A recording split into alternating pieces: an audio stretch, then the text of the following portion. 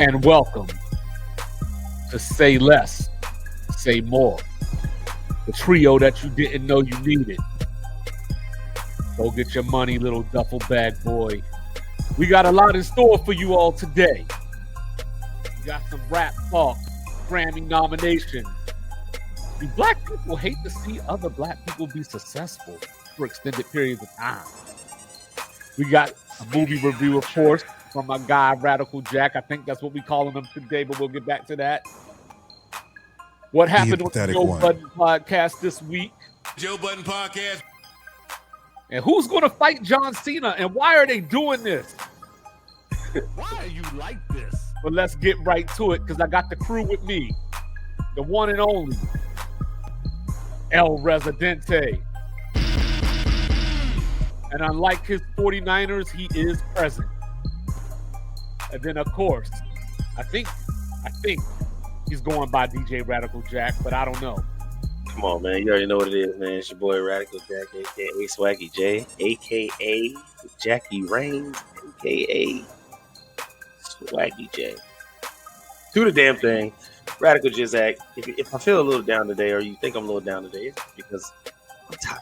We're recording super duper early today. We don't normally do this. Normally, so DJ Radical Jack, what up, y'all? All right. So let's jump right into it. You know, what's going on with you guys this lovely week? Yo, what's happening, man? So I'm excited. You know, it's a great week. This is actually the week after what was one of the best days of my life, which was my book release, my book launch for my second book, Becoming Him: The A to Z Guide to Becoming Him. It was such an amazing event. Shout out to everybody that came out and checked it out. If you want to check out my book, www.ludlegacy.com. If you just scroll down, you'll see the book Becoming Him right there. It's $25. I'm also anywhere you can find books, you can buy it. But buy it from me, and I will sign it and send it to you. But no, it was an amazing experience, great book launch. Got some amazing feedback. But most of all, I got an amazing surprise. My dog, Radical Jack, FaceTimed me from the airport like, yo, where's the function? And he was in the City of Demons, and it was just a great day for the book launch, but even a better day to show him around my city, the place that I love so much.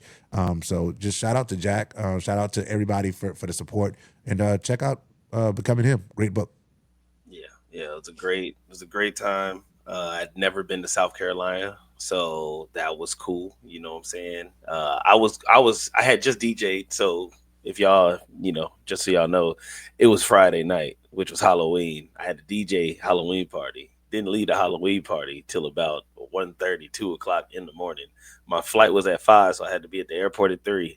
So I was on fumes like the whole time. So when I got to the airport, snooze on the plane. Next plane, snooze on the plane.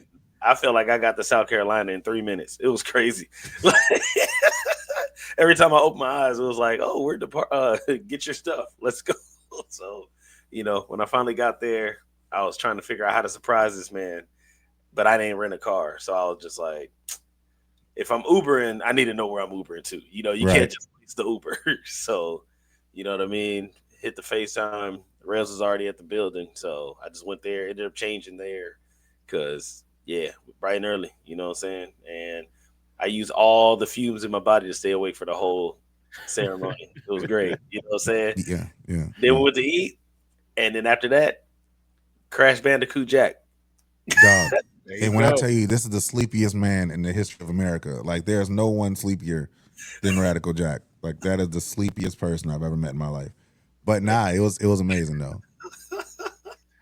That's what's up. What about you, 25?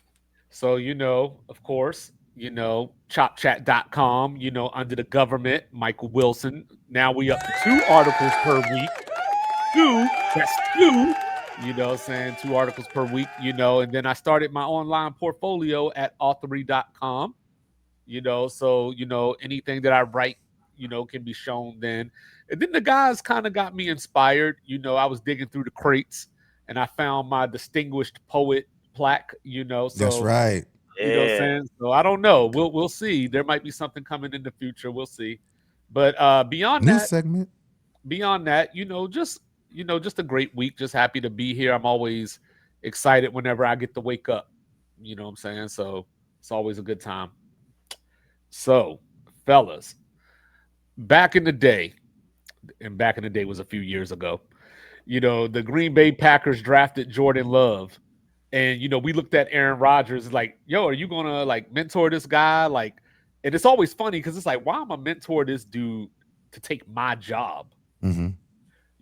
But when we look at the rap game, we see people with proteges all the time. It doesn't always work, Jay-Z and Memphis Bleak. It doesn't always work. But why don't we see rappers exposing us to new rappers anymore? Or as Rez would say, where's the youth? Where the youth at? Where the youth at? Hey, for me personally, I look at it like this is a real serious problem that we're having because all the dope acts are 30 and up. You know what I'm saying? Like, shoot, 40 and up. Yeah, a lot of them are 40 plus now. You know what I'm saying? And back in the day, it was like, rap was supposed to be a young man's game. You know what I mean? Snoop Dogg coming in at 17. You know what I mean? Lil Wayne coming in at 14. And you got Lil Bow Wow starting at like 6. You know what I mean? Lil Romeo and all that stuff. It was just young dudes being ushered in by quote unquote old guys who were like 35 at the time. You know what I mean? Yeah. You had Jay-Z bring in J. Cole's, you know what I'm saying? You had Lil Wayne bring in Drake and Nicki Minaj. You had, not the resurgence, but the emergence of Wale. You know what I mean? Kanye. It's like, hey, the next guy up, Big Sean. You know what I mean? And now we don't have that. You know what I'm saying? The whole West Coast gave us Kendrick. Like Kendrick was crying on stage because they said, here's the torch. You next. Take that and run. And clearly Kendrick did that. All of them did what they were supposed to do, except for Big Sean. Ass. But yeah, so I don't know what we're supposed to do now because if you listen to the young men, it sounds like such a terrible old man take, but young hip hop is ass. Like it actually does suck now, and like back in the day. I remember my mom would be like, "Oh, turn that off," but it was a Jay-Z song, so it's like, it's not bad. Like you just don't want to hear rap. But like now, we don't have old head takes. It's legit. Like these dudes suck. Like NLE Choppa and NBA YoungBoy are the two hottest young dudes right now, and they're beefing. And the music that is coming from the beef is hysterical. Like it's actually really bad. It's not like some lyrical dissection, and even like NLE Chopper attempts it, but it's like the antics are so much more prevalent that you don't really care about the beef and what they're saying about each other because NLE Chopper's whole music video is just him just doing like dancing. I'm trying to get views. So it's so wild. That is the funniest diss video I've ever seen. Watch me now. So for me, it's a few things, right? So I was actually just sitting there taking notes about sort of where I think some of the gaps are. So I sort of narrowed it down to 3 things. One, platforms, right? So the platforms that used to exist that introduced us to these newer artists are no longer there. So, I think about, my upbringing. I think about a Soul Train. I think about a 106 in Park. I think about a Rap City. I think about a Yo MTV Raps. I think about even Total Request Live to a degree. Those shows showed us, who were the next artists that were coming.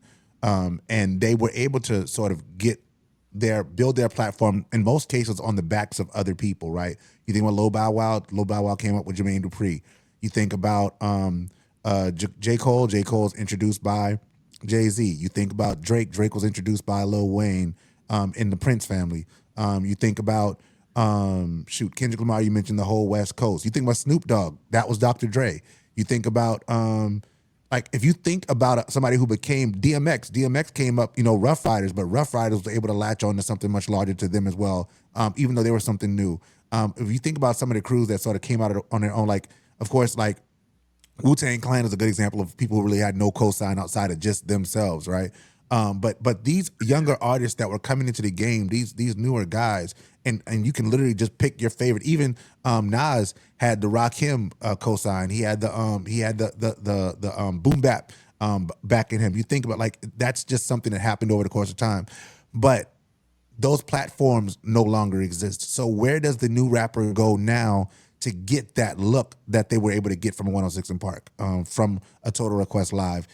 Those shows no longer exist because people have stopped investing in them. And honestly, the audience has shifted, which is my third point. My second point is that these rappers, while getting that exposure, were willing to be mentored. A lot of them sat in the background as the number 2, 3, 4 guy on their roster for a long time before they ever saw the light of day.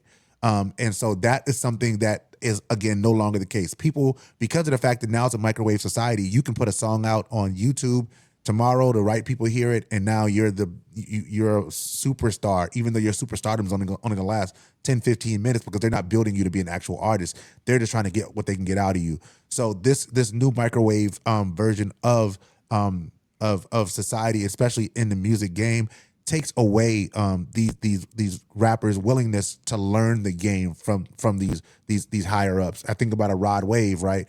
Rod Wave, when he sits down, he doesn't talk about the fact that the OGs who brought him up in the game. He just talks about the fact that, yeah, I'm this dude. I can make this much money doing these songs, and I get to make the exact same song over and over and over again, and my audience is going to go with me.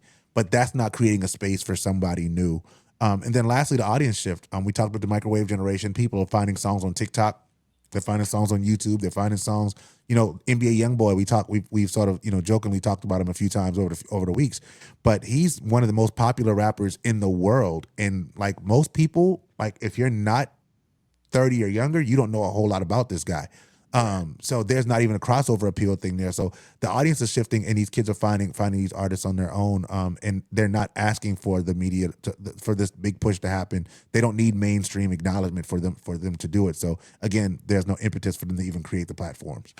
So those are my three. And even on that, sometimes they disrespect the old school too. Like, so once upon a time, very long ago, 2-5 heard a song that made him say yo. So as I was sitting in my grandmother's house up in Baltimore watching The Box, because you didn't bring up The Box, that was get where The Box in the South. Okay, yeah. okay, my bad. Well, I spent my life watching The Box as a teenager, right? So one day, out of the blue, I was just sitting there, half asleep, and then I heard, "That's you with that badass Benz, huh?" And I was like, "What?" Like, I was like I don't even know what happened to me. Like, I was in a trance. And whenever I heard that song, I stopped whatever I was doing, wherever I was at, whoever I was talking to, and I would do that little messed up impersonation that I just did. And but that exposed me to music from different regions, so I knew about No Limit and things like that. To where it's like when you guys talk to me now about, NBA YoungBoy and all these guys, I'm like, huh? Like, I have no idea. Han the other way, not the juvenile way. So over the course of time, I was wondering, because I came up in that era, cannabis came along. And he had the moment with LL where he talked about, I'm going to take the mic from your arm. And then that turned into this big old thing. So it's like, do you two think that as we have progressed through the industry, do you think jealousy started playing a role at some point where maybe the older guys didn't want to let go of the torch to pass down? Or do you think it was more that now that we have these options that you spoke about, like the younger guys are just disregarding everything and just making their own path? Yeah, I think it's that. I think it's just a disrespect at this point. I think it's all encompassing of society and the teachings that we do in general. Like, a lot of people aren't taught to respect their elders, and it transitions into celebrity culture. It transitions into, Lil Uzi Vert disrespecting Preem beats. It transitions into that stuff. Like, oh, I'm not rapping on all that old stuff. I'm a rock star. You know what I mean? And even that Lil Uzi Vert thing, that's almost 10 years ago that happened. You know what I mean? So like, Lil Uzi Vert is no longer the youth. Like Big X the Plug is somebody that's new, and he's 27. Shaq is also not the youth. I'm definitely not the youth because Lil Uzi Vert when he came out, I was hating. I was like, yo, this dude's trash. But looking back at it, like at least him and 21 Savage and all them dudes, like they ended up having their own special runs and doing something. But like now we really don't have anything, and it's only hip hop because I can look at Sabrina Carpenter, Billie Eilish. I can look at there's another young girl that's like doing stuff too, and it's like they've transitioned from Ariana Grande, and now you got these newer people, But hip hop, we don't have anybody that we can really be like, oh, yo, this dude's carrying, it. You don't want to hear it, or like you just said, Rez, there's no A&Rs. It's just I'm popular on the internet and I'm just gonna keep doing my thing and nobody's teaching me how to do anything. Even if you look at a Future came up underneath the Dungeon family, which is Outcast and Goody Mob, Goody Cool Mob. Breeze, Yeah. and it's yeah, like SWATs. That I all saw of on the these, box, by the way. yeah, and all these people had mentorship, and these new dudes don't have any OGs, as Joe Budden once told DJ Academics. Yeah. You need an OG to tell you this is the right move, this is not. This is gonna get you stagnated, and this is not. But yeah, I think that we just the culture it's going to a place where people feel like I need to disrespect the older people before me in order to boom. So Rez, let me go somewhere else with this. Who do you think? Because last week we were talking about what responsibilities does an intellectual have. So who in the game right now do you think sort of has? I guess responsibility might be the wrong word, but who do we look to as you should be bringing these people in? So if you're looking at it from a historical standpoint, normally when an artist gets around 35, 40 years old, that's when they start really trying to give us that next artist. That's when, Jay really started trying to push Bleak. That's when Outkast was starting to try to push Cool Breeze and like that. That's when you're supposed to start trying to sort of pass that torch to that next generation of artists. If I was to say, I think Kendrick Lamar has tried, and we talked about this in the group chat. I think he's put a big push behind Baby Keem for like a year. He really was trying to push the Baby Keem thing. I don't know what's happening with it. The album came out, it didn't sell very well, and then it seems like Baby Keem like disappeared.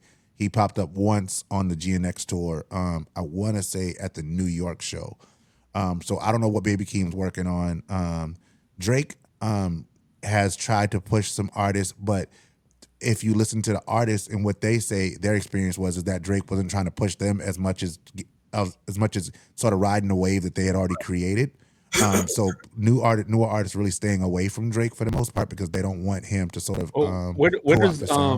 where does Dreamville fit into this scenario? Dreamville is a great example of a major artist trying to push the other artists around him.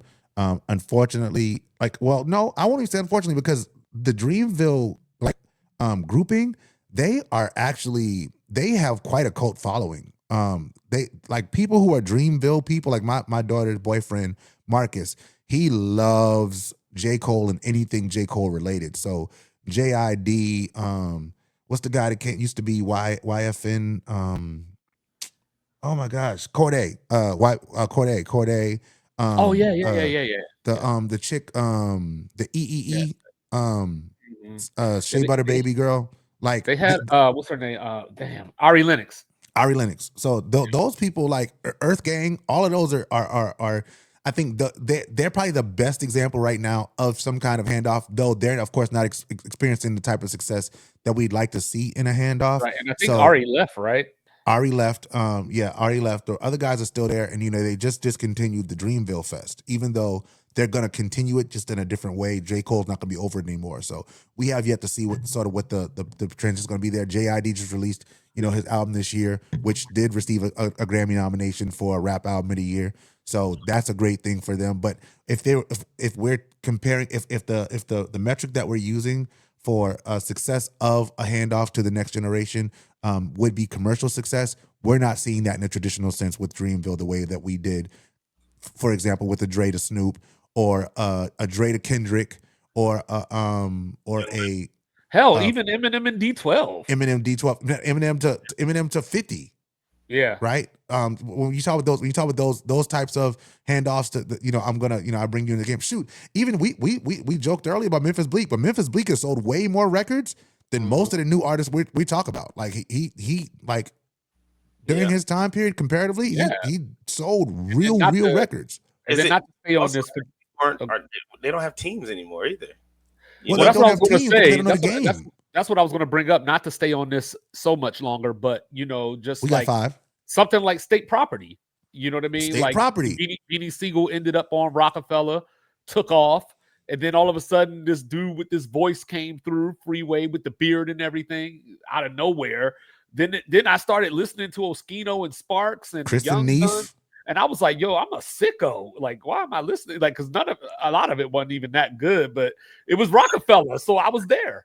But that's because they had camps, right? So even if you think about the camps, you think No Limit, you think about Cash Money, you think about Young Money, you think about Wu-Tang, you think about Rough Riders. Like those people had camps, but they were also people who wanted to be rappers. They weren't trying to be famous. And that's another thing that when you're talking about this new generation of artists, they're more concerned about being famous than being artists. It's why they don't have a work ethic when it comes to rap, because you're just rapping so that you can get your platform to get to movies or to doing commercials or to stream. Like it. Do you all think that there's a correlation with the fall of radio, if I want to call it that?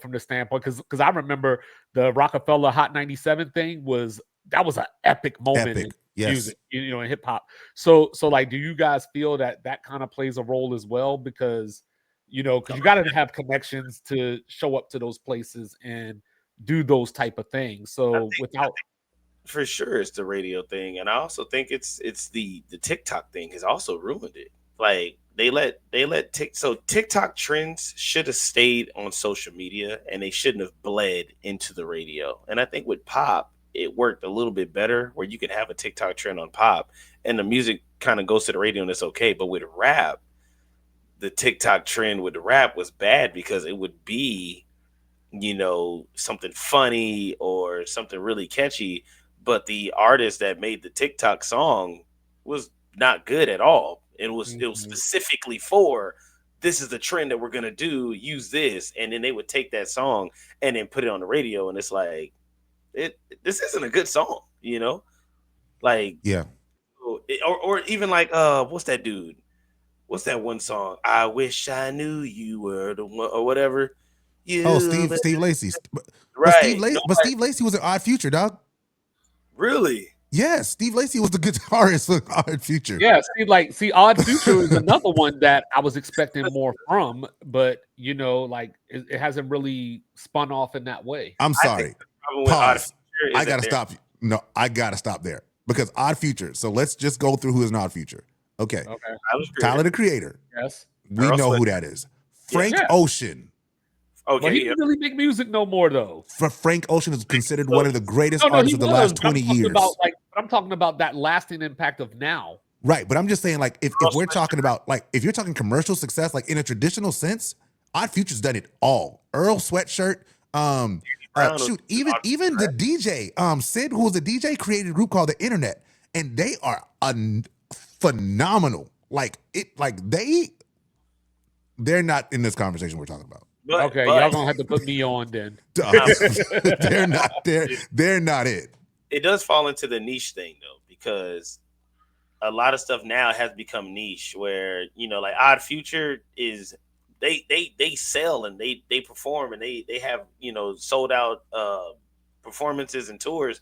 However, they're not mainstream. Not as a group, but individually, mainstream as hell. But that's it. You don't really know Odd Future unless you're a fan. Yeah, and Odd Future broke up, so like they no longer perform as a group together. But it's like, that's where I was getting at. The difference between them would be like Lil Wayne and Young Money.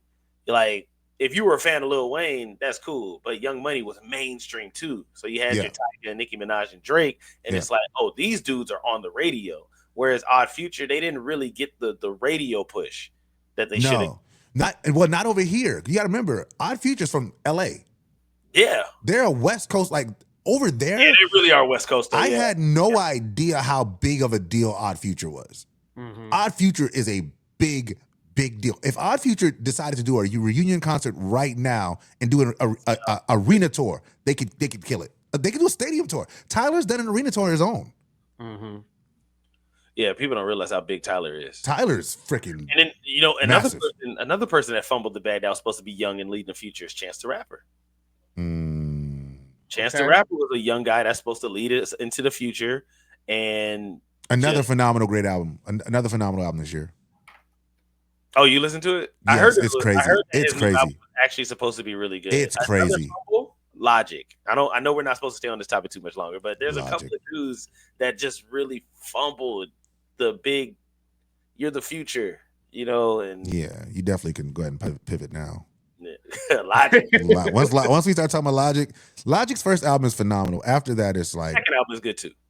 Yeah, second album's also really good. I like how Rez just went from the level-headed one and just turned it to Joe Budden on us real quick. Well, it's just that Logic. It's just I have a thing because again, in order to truly hate somebody, you had to at one point love them. Man, yeah. And I loved Logic's first and second albums, and then something happened, and I don't know if it's that he got so busy trying to convince people that he was a good rapper that he just became the guy that raps about being a good rapper. But that guy had something. I think he did the same thing Wale did, where you don't listen to your fans, or you don't give your fans what they fell in love with. You listen to what Twitter tells you your fans want. Yeah, and then you start curating your whole image around that. What they said, right? Instead of, it's about views and likes and clicks and all that stuff like that, right, instead of the heart. Yeah. So, guys, we had the trade deadline this week in the NFL. The one and only Sauce Gardner on the move to the Colts. Yeah. So, wow. Yes. Yeah. So, I'm gonna start there. We'll talk a little bit more about a few of the other moves before we get into some picks. But do you guys think that move is a semblance of the Colts saying we're going all in? All in. All in. I think this is a great time to remind everybody that some of us believed from the beginning. Some of us bled blue for the shoe. When the shoers didn't believe, and they're just they're paying great dividends for those of us who believed all along. Yep. There are some fans that were just hoping that the Colts lost enough that Anthony Richardson could see the field, but some of us. So glad he didn't see the field because they would be trash. They would be right. I mean, could you imagine this team without the dude with the guy on the field that couldn't complete a 5-yard pass, y'all? Bro, the guy that checked himself out because he was tired. We love you. He's a quarterback, say he's not like a linebacker that's trying to chase Lamar Jackson or something. This is a quarterback. Yeah, but seriously, I think the Colts are on the way. Like the Colts, they may not make the Super Bowl, but they're about to make a run at the Super Bowl. Yeah. I honestly think that they could hit the Super Bowl this year for sure. No, Daniel Jones will show up in the playoffs. Yeah, it's almost like that Sam Darnold effect. It's just a matter it's gonna. I don't think it only has to happen once. Well, what I took away from this move what I took away from this move is now the Colts got to pay Daniel Jones. You know what I mean? Because it's only a 1-year contract, and they got Sauce Gardner for the next 4 to 5 years. If they don't trade him. So Mooney, you got to pay him now because you can't start over with a new quarterback or put Anthony Richardson back in. That squad's crazy. Their squad is insane. Hey, so then with the Colts is nasty. So I think in a lesser move that I don't know if a lot of people are paying attention to, I like Jacksonville picking up Jacoby Myers. I do too. I think getting another weapon for Trevor Lawrence is going to be a good thing because we've been questioning Trevor Lawrence for years, whether it's fair or not. You know what I mean? So here we are, right? Like, hey, we got you another weapon. Show and prove. Yeah, I'm a Trevor Lawrence guy, so I hope Trevor Lawrence does better. I hope it works out. I like I'm a Trevor. Trevor guy for Well, sure. all I'm gonna say about that is screw Clemson. You know what I'm saying? We coming into Upper South Carolina this after or tonight to whoop some ass. But anyway, Hey, dog. um, Hey, dog. Quentin Williams. I almost wore my Clemson hoodie today for you. I almost did. I almost wore my FSU jersey. So, See. so we should have. So Quentin Williams, the Jets made another move. They went and traded Quentin Williams to the Dallas Cowboys, and the crazy part about that is Radical Jack. That gives the Jets 2 first-round picks and 2 second-round picks in this upcoming draft, and 3 first-round picks in the draft after that. Damn. And guess what? They're gonna find a way to mess it up. What do you call them? The New Jersey Jetropolitans? Yeah, the New Jersey Jetropolitans. Guess what? They're still gonna be trash. Like, I think that whole organization is just doomed. So, like, they cannot get so right. does this move show? Because I know, like, up in the air, we've been watching TV and stuff. People question if Aaron Glenn is going to be there next year. So, do you think this kind of reset shows that they're committed to him? It could, but I think it could also just show, like, we want to just show that we're trying to improve in general. It's not necessarily like a show of us backing him. It's just like, we just want to make the fans know, like, we are trying, y'all. Like, we are trying. It's just right. We suck. I've seen it happen too many times where GMs strip teams of all his talent and then blame the coach for losing. And I got a feeling they're gonna do the same thing with Aaron Glenn. Especially the black Shout out coach. to Philadelphia Eagles 2012. Yeah, I was going to bring up the Eagles next. I'm glad you said that because the Eagles went hammer on the trade deadline, right? Jalen Phillips brought in. They went and got Jair Alexander. There's another move that they made that's escaping my mind right now. But, Philly is putting the league back on notice like we ain't gone nowhere. Come on, dog. Well, y'all know I picked Philly to repeat this year, so. Come on. Okay. Go Birds. Okay. So with that being said, guys, let's get right into it. Let's stick with the Eagles for a second. Monday Night Football. They're going into the place known as Lambeau, where the Packers have not lost back-to-back home games since the year before Matt LaFleur was hired. Nick Sirianni, 4-0 off the bye week. Philly has won their last 7 November games. Something's got to give. Has Jordan Love beat the Philadelphia Eagles? He has not. I don't know, Packers fan. Let us know. Have they? Jordan Love has never beat the Eagles. I'm a Jordan Love fan, not a Packers fan. It's all good. Anyway, a house divided. No, I don't think that they win. I just think that the Eagles, for one, we are on a thing right now where we got to show everybody, like, we're the team. So now it's kicking your face in and reminding you who the champion is. And then on top of that, it's also just legacy things. Like, bro, you haven't beat us, and we're going to make sure we keep it that way. You will not beat us. You know what I'm saying? I rock with J Love, but yeah, dog, you got to take this L again. It's all good. I actually have the Eagles 27, Packers 13. So you said it's in Lambeau? Yeah. Mm-hmm. Ooh, 2 touchdowns. Yep, 27-13. Wow. I'm gonna take the Packers in Lambeau. Okay. I'm going to take the Packers as well, but for different reasons. So I know that Saquon normally plays well against Green Bay. Saquon also, before the bye week, had his first 100-yard game of the season. So, they should be able to have a balanced attack against the Packers. But what we've seen from the Packers this year is if you put the Browns in front of them, they'll play like the Browns. If you put the Panthers in front of them, they'll play like the Panthers. But we saw what they did to Detroit. We saw what they did when they went into the stadium formerly known as Heinz, and Jordan Love put up 360 in Aaron Rodgers' face. So Green Bay this season has been that team. They get up for these games. So I think they pull out a close one, something along the lines of 26-23. And at this time, ladies and gentlemen, I'm going to hand the floor over to El Residente, and he's going to talk about the 49ers and the Rams. So, of course, in true 49er fashion, the last time you saw us, we were winning a game in which we lost a very important player that we need to Any type of success. We lost Michael Yeah. Williams for the season. Hooray. Now we go. I think this one is the home game because we already took Yes. over. Yes. We already took over Levi South. So we got to come to Levi Actual.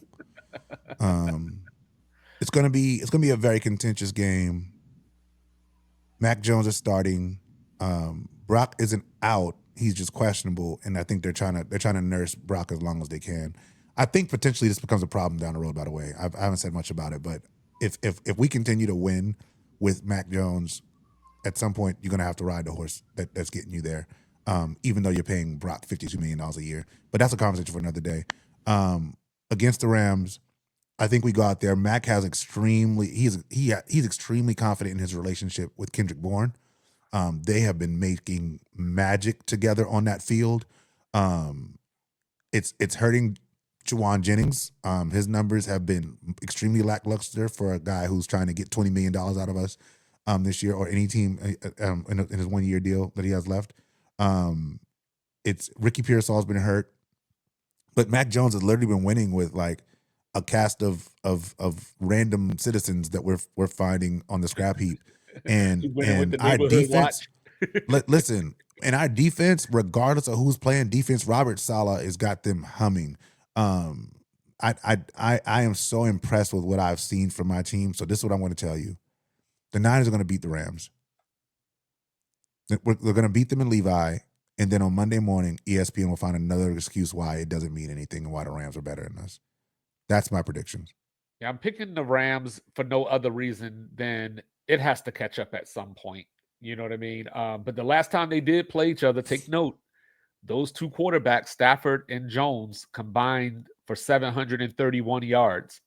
And, and the Rams were on their way into the end zone to win that game, and Kyron Williams got the ball punched out because the 49ers just make plays like that, and especially against the Rams. Yeah. So I'm going with the Rams, though. Work. Jack's gonna unmute his mic at some point. It's gonna be great. Y'all watch. Yeah. I'm going with the 49ers. Okay. All right. Then I got two quick ones for you, before we get out of here on that topic. So we got the Brady Bowl. The Patriots are going down to Raymond James to take on the Buccaneers. Which Tom Brady team wins the game? The Americans' finest Patriots. they actually pulled this one out. Yeah. I'm going with the Bucks coming off the bye. Drake May, besides Cleveland, I don't know if New England has faced a real pass rush that much, this season or very often. So I think having that week to prepare is going to help Tampa out. And then last one. So I've been talking about this team. What? I didn't make a pick on that game. Oh, you shook your head. Yes, I thought you were agreeing with Jack. My bad. No, I'm agreeing with you. My bad. I'm sorry. I'm going with the Patriots. I'm sorry. I think there's something to momentum. I know, momentum was week to week, but Drake May is building extreme confidence in that team, and they're believing in that guy. And there is something about that. Mike Vrabel, as a head coach, is doing what I thought Mike Vrabel could have done. When Bill Belichick stepped away from that team, I thought Mike Vrabel would be the guy to come in, put those guys together, put that scheme in place, and really have that team humming. And I think that they're in a place now where they're starting to build that confidence. And I definitely, I got them in a close game against the Bucks. Okay, my bad. Yeah, when you were shaking your head, I thought that was your contribution. My bad. And then then last one. I've been talking about this team a lot on Sports Reports Disorder. They had a slow start, injuries, bad defense, but now it seems that they're turning it around. So, two-part question. Can the Ravens win in Minnesota, and can they get their season back on track and still make the playoffs?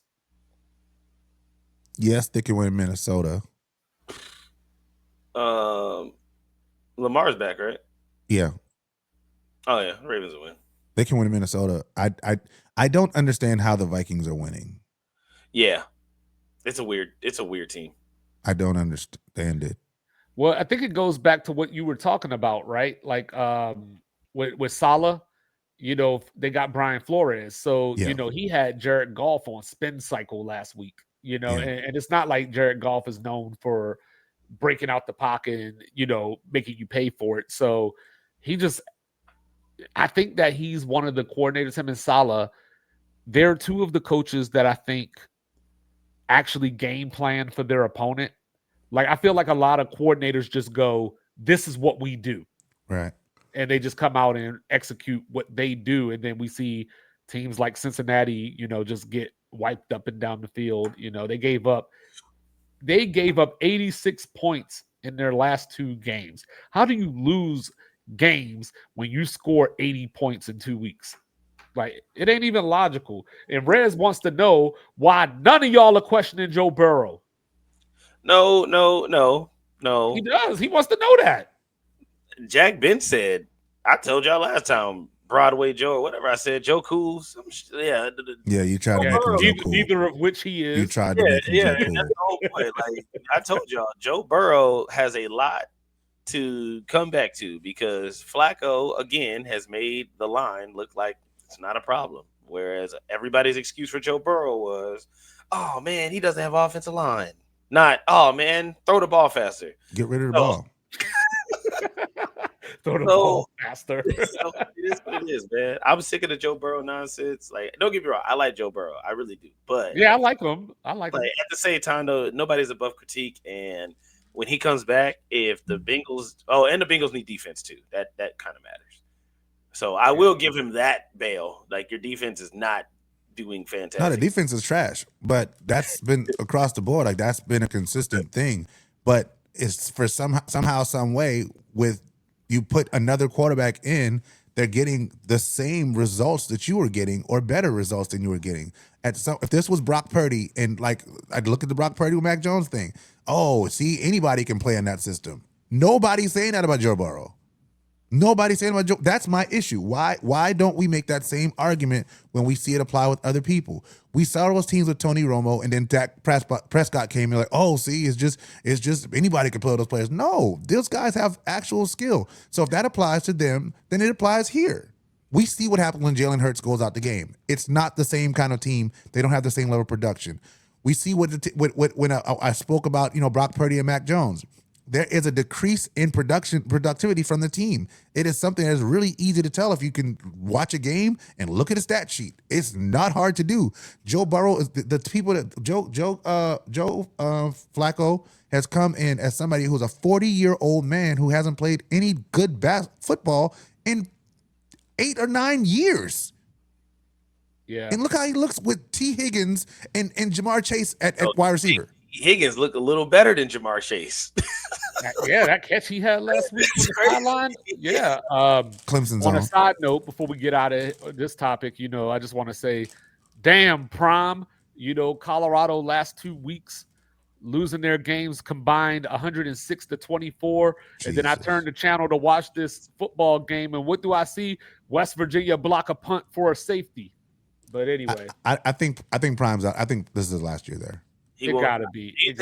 So do you think that Deion Sanders will stop coaching, or do you think that, okay? Yeah, I think his health, because he was talking about how they have to have like certain things in place on the sideline for him, and and at this point, I don't even know who he hires, because he just hired a bunch of NFL players to be coaches. Like Warren Sapp's wanted a defensive coach. They got Leftwich is the quarterback coach, Marshall Faulk's the running back coach.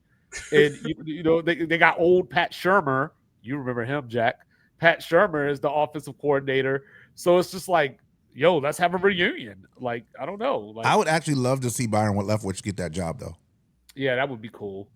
I mean, Byron Leftwich did a great job. I don't want to be that guy, but since he's an alum, I would love to see Eric Bieniemy get that job. All right. Also true.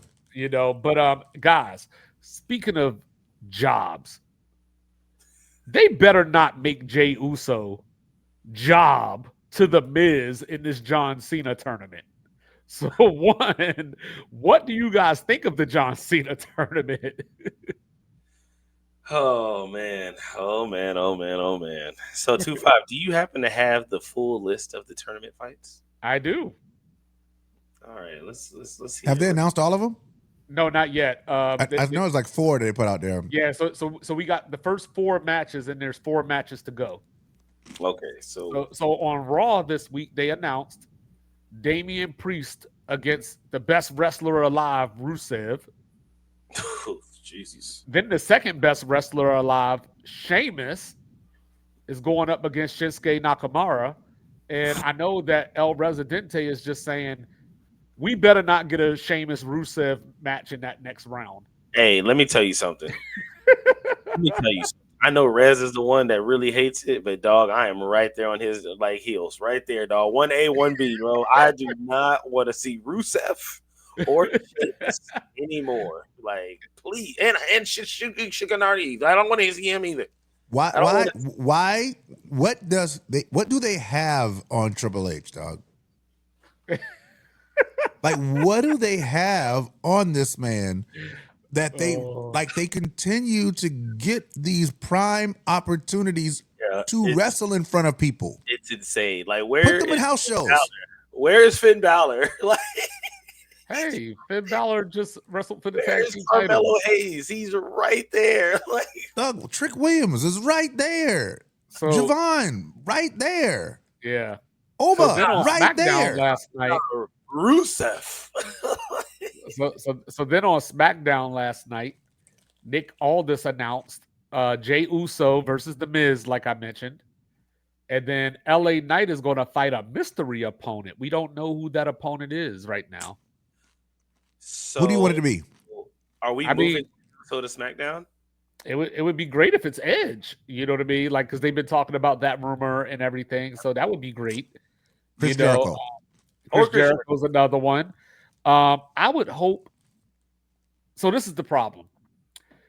They mentioned that NXT wrestlers would be available for this tournament as well. And when they did the video montage, even though he's on SmackDown now, they showed Carmelo Hayes. So, like, it could be a chance to spotlight Carmelo Hayes against a guy like LA Knight but that wouldn't be surprise worthy. You know what I mean? So you got to think outside the box. Could it be Gunther making a comeback? Oh, God. This is just making me sick at this point. This sounds like an awful tournament. Like, I don't want to watch none of it. I don't want to watch Jey Uso fight The Miz. Like, are we? So it sounds to me like Jey Uso is about to get mid-carded. Like, no, I don't think it's that. I don't think it's that. Mid. So the Miz, for all his shortcomings, is one of John Cena's biggest rivals. You know, so I think with Jey Uso, you know, he's main event Jey Uso. So John Cena is the GOAT. So I don't think it hurts to have him in the tournament if you're looking at it from the main event and the legend that John Cena is standpoint. But I think it's beneath Jay, but that's just me. I don't understand why have a tournament and have the exact same wrestlers that you have wrestling every other match. Agreed. We see the same 8 wrestlers every Monday Night Raw. And I don't want anybody. Speaking of who? Braun Breaker. Like, why is he not in the tournament? Well, I don't know. I think they're going for a mix of these people have a history with John Cena and like less showcase, because I saw a Solo in the montage too. So maybe he'll be in the tournament as well. I'm not against Solo being in it either. I'm just we gotta let Rusev go. Like, we gotta let him go. Why did y'all bring him back? Like, honestly, who asked for Rusev? Who asked for Rusev? Like, who asked for Sheamus? I'm not mad at Sheamus because Sheamus Sheamus is dope historically. Like, Sheamus and Cena have a big. Maybe history. You need to send me a 4-hour video montage. No, I would not make you watch. I am not a Sheamus guy at all. Like, you know, like he's 4 hours of this. Like, he's cool, but I'm not a Sheamus guy at all. You know, but that's why I'm trying to figure out like who else could be in it, because you know Edge is in AEW, so I'm sure you know that would take a whole. This is what I ask you: who would make it? So they've released 8 of the names. Right. There's 16 names total. What are some names that they could announce that would be exciting for you? I tell you what, they can name Batista, and I would lose my mind. Yeah, but we know that's not happening. I know. That would be dope. Why not? Well, like last time we saw him, he was like 120 pounds. Oh wow! Like he's like no, like, nah, I think he weighs like 215 or something like that now. Well, I know he slimmed down a lot for a role Okay. that he was doing. So I don't know if he's in the condition right now to do it. I think for me, you mentioned one of them, Trick Williams. You know, just to get him on that big stage, like even if he doesn't make it all the way through, because it doesn't have to be a pass the torch moment, Get him in but those matches. it could just be a showcase. You know, some new guys that you might not be exposed to. So Trick Williams, I think Edge from the nostalgic purposes, but I don't think I actually want to see them fight. But it just makes sense because when I think of John Cena, I think Edge is his biggest rival. That's just me. I think it would be dope to have JBL, even though he's old as hell. But that would be cool. Right. Like he's old, Um, it wouldn't work, but that would be cool. You know, If he could still wrestle, because he can't, but if he could still wrestle, I would say Kurt Angle. You Kurt know, Angle's one of those people whose bodies failed him too, right? right. So I don't know. Like I think I'm just out on the whole tournament to begin with. Yeah, it's just Like I think for me, the most exciting thing will be when the match happens and I know John Cena ain't wrestling no more. That's the exciting part for me.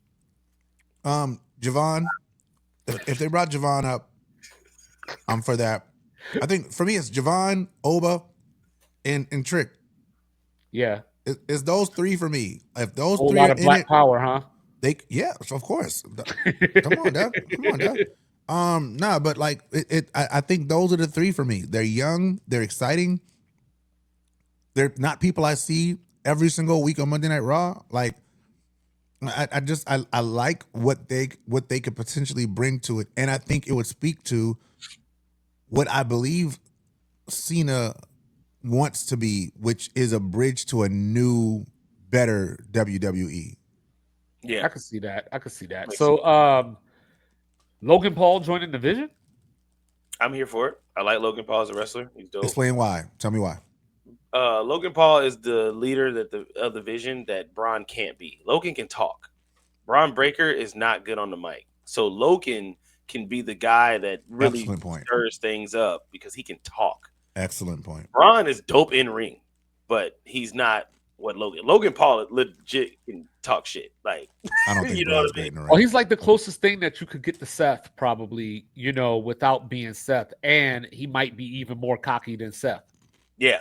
Well, he's definitely more cocky. And he's better than Seth, honestly. And Wow. Seth is really good. Wow. Do you think Logan Paul's better than Seth? Yes. Logan Paul is a better athlete than Seth Rollins is. I mean, he's a better athlete. He but jumps from higher things, but is he a better wrestler than Seth? Yes.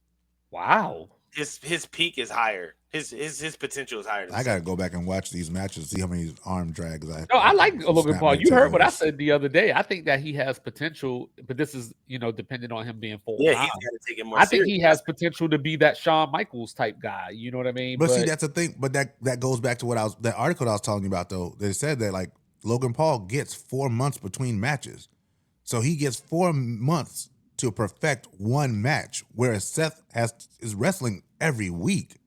These people are wrestling every week. It's much harder to wrestle every week and to deliver at that level than to have one big match every 4 months. Well, I look at it like this. Oh, so it's like the Boise State thing, huh? Well, I think Logan is more so he's doing it's like a modern not a modern, but it's a revamped load management. Yeah. You know, like how the NBA does it.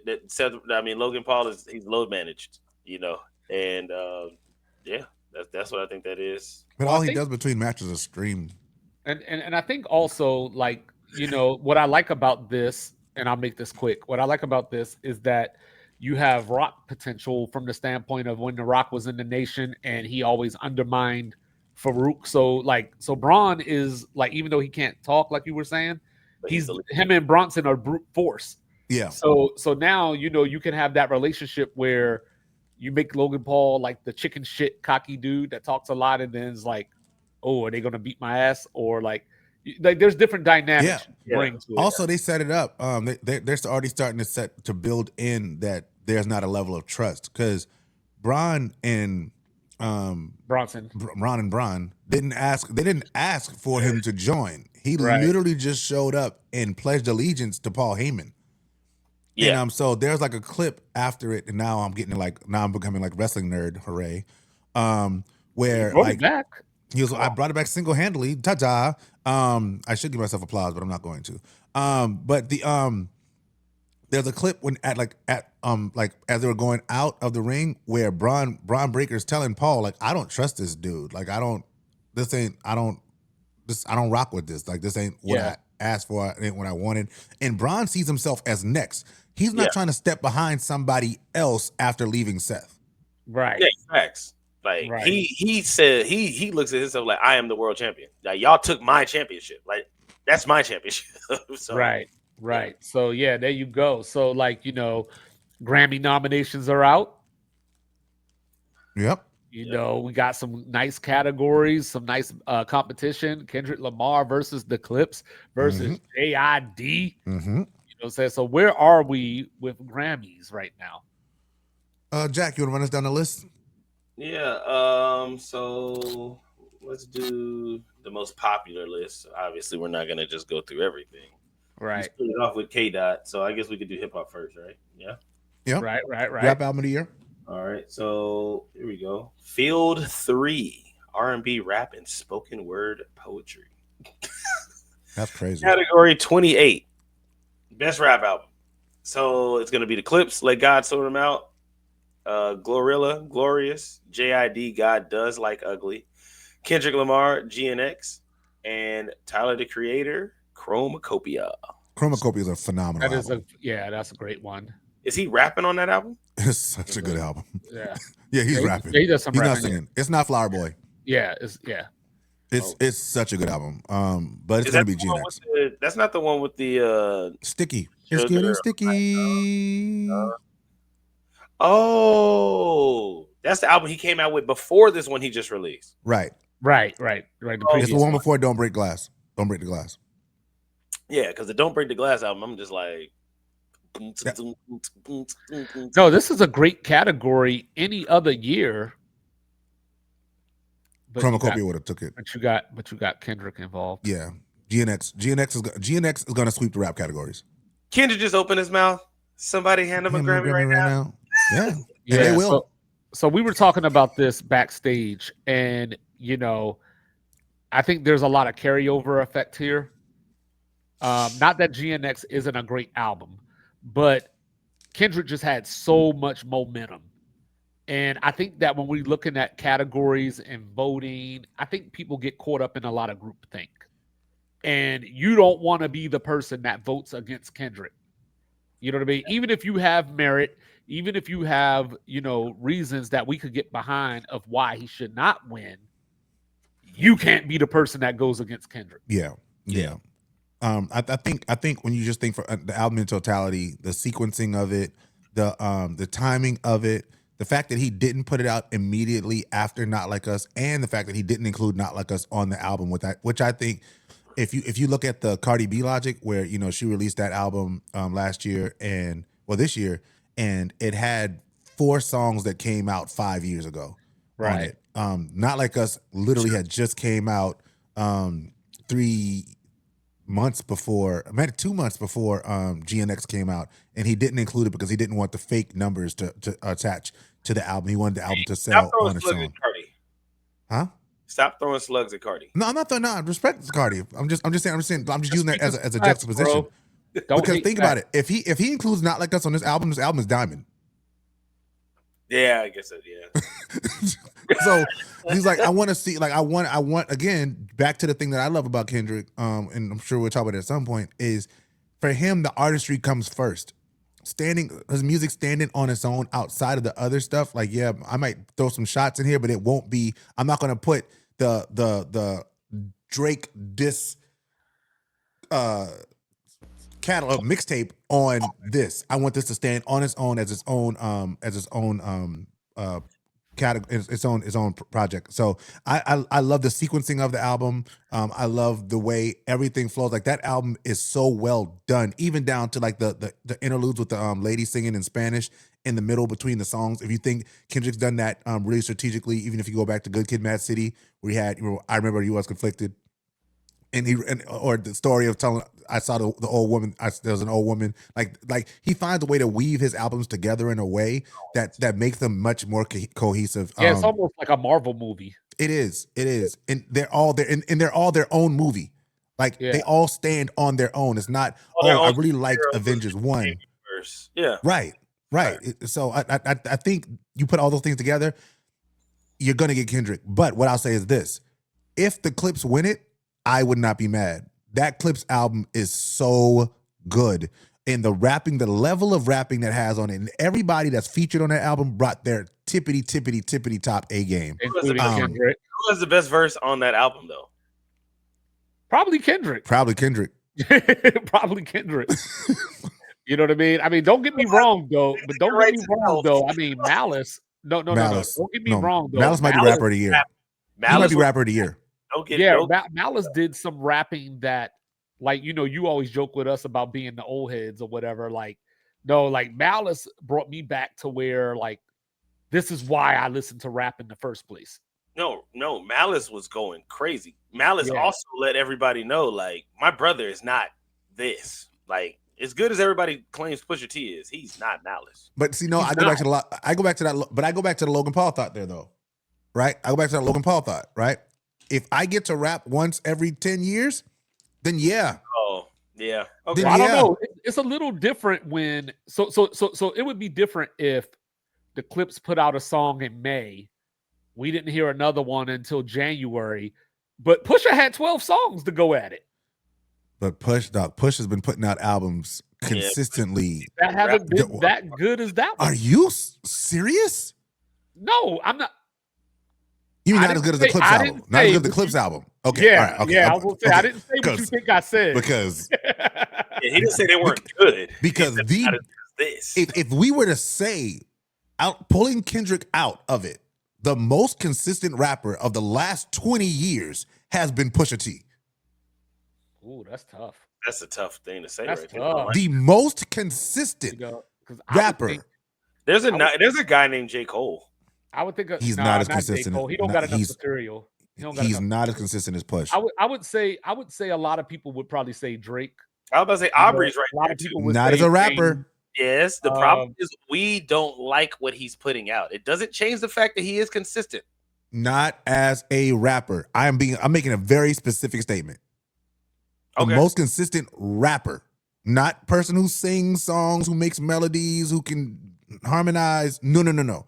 Bars. Oh man, I don't know. You lucky a certain dude ain't here right now. I'm about to say because there's a lot that can be put here, man. You gonna say Future? You gonna say Future? Yeah. Stop playing with me. If my guy was here right now. Hey, listen. ISO on me. I'm gonna take the bullet for this one. Future does not bar anybody up. Never has, never will. He is the greatest person at what he does. There is nobody at melodic rap than Future. There is nobody. Understand me when I say this. Future is not barring anybody up. Nobody walks around saying, yo, there's a Future rap lyric for everything that happens in life. No one says that. No one quotes Future when they're having trouble in their lives. Nobody quotes Future when their parents die. Nobody quotes Future. Like, the only way you would quote Future is if you have a toxic relationship and you're trying to justify it. And when these hoes get out of line, you know what I'm saying? Unfortunately, what you just said is all right. So stay here for a second. Sorry, Future for the stray, bro. So stay here for a second. Talking about that consistency thing, and how Pusha T falls under that category. Do we as a people hate when black celebrities or black people have sustained success? Yes. Thank you for bringing that up, my guy. Go ahead, Rez. So I'm gonna keep it in the lens of this Grammy conversation that we're having and expand it out, right? So there's this thing that happens in the black community, and y'all know, black intelligentsia here, y'all speaking. Like there's this thing that happens where we like to see the climb. I was watching What Killed WCW, and Kevin Nash was talking about the fact that he says, when you are a face, right? The thing to watch with a face is the climb and the ascension to winning the title. Faces are not supposed to have a long reign because you're the good guy. We want to see you win it, and then we want to see you lose it so we can see you win it again. There's something to that in the Black community. We will root for a person as they're ascending.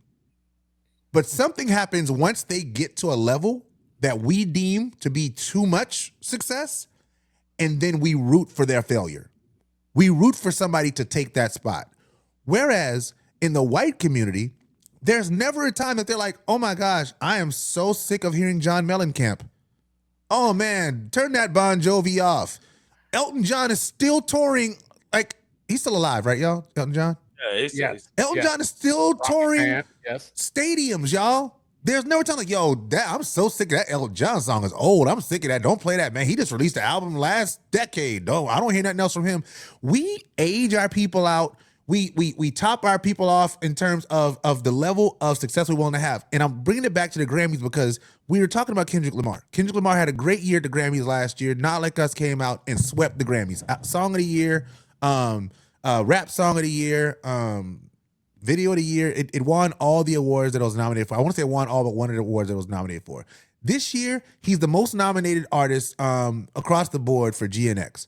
And he's going to win a bunch of awards. And there are going to be people that hate the fact that he won it. In fact, the Joe Budden podcast, when they started talking about the Grammys, they said, oh, we hope that Kendrick doesn't win because he won so much last year. You know who would never say that? Taylor Swift fans. Yeah. There would never be a time. Taylor Swift has won Album of the Year. How many times? And every time Taylor Swift is up for Album of the Year, which she's actually not this year, which is shocking. Every time she's up for Album of the Year, we really, Taylor fans and white media in general is like, yo, we want to see Taylor win because we love Taylor. Why don't we? By the way, four times. Like Michael Jackson hasn't won 4 albums of the year. Prince doesn't have 4 albums of the year. Beyonce doesn't have 4 albums of the year. But guess what? If Beyonce won it one time and was up for it again, the majority of the thought would be, nah, I'm sick of her. Get somebody else out of there. We expire our own people before other people even get a chance. So, I got a thought on that. And, so as Black people, we obviously have a very tumultuous history in this country, and we're put against each other from the start. Yeah. So as, we evolved over the course of time, it's just about competition. Like we see this all the time, like with the NBA players. You were talking earlier about rappers, but how NBA players have their battles with the old school, the Shaqs, the Charles Barkleys, and the people like that, because like Black people get to this place where, as far as that level goes, they don't want to be forgotten. You know what I mean? So then when we come over here to this rap conversation that we're talking about with people like Kendrick, I think people are just always waiting for that torch passing. Like what's happening with Drake right now, people been waiting for this for 6-7 years now. Like because when you get to a certain commercial level, it's all we hear. Like you're all over the radio. Every time I turn on the TV and it's anything rap related, it's you. So I think that naturally people just grow tired because like we don't see Metallica on TV all the time to say, where's Pantera or whatever the case may be. But like people act like these people like the Drakes, the Kendricks, so on and so forth. They get to a place where it's like they're the only people that exist and everything else is garbage. And you know what I mean? So I think that fans of other people are sitting there like, well, why my guy ain't getting this type of, whatever the case, acclaim and all that kind of stuff like that.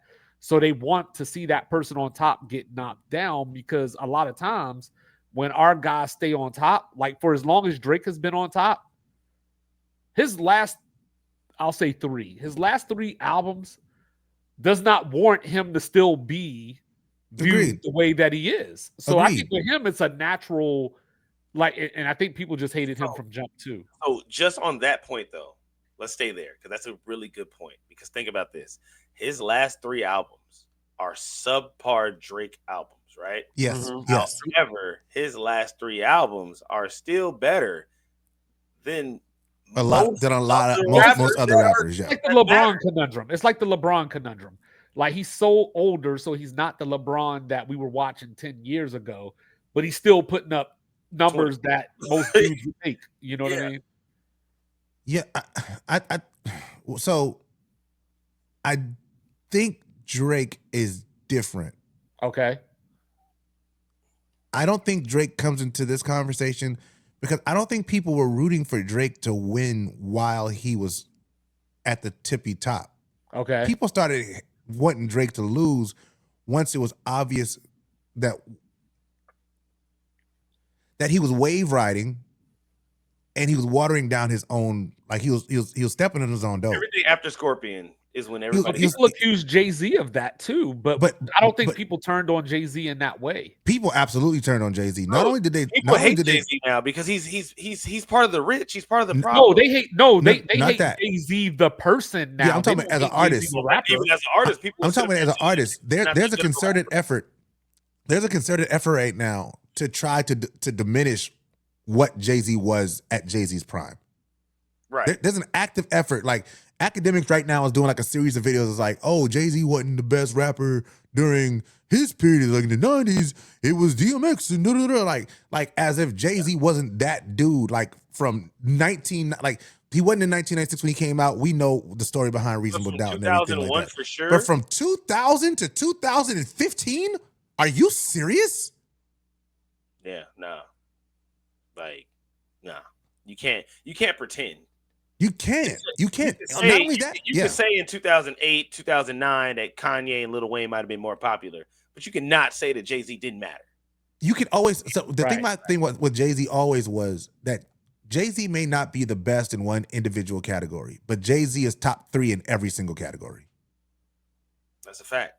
It's like what do you want? Like, what do you want in a rapper?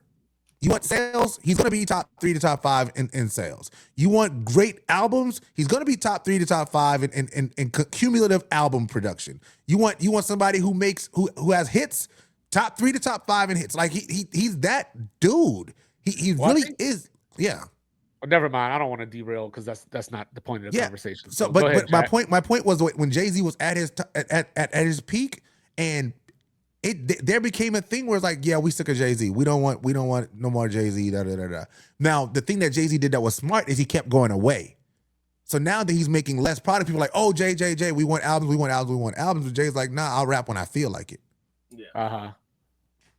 But that's a completely different thing from this Kendrick thing. Because Kendrick is, I think Kendrick like a year younger than me.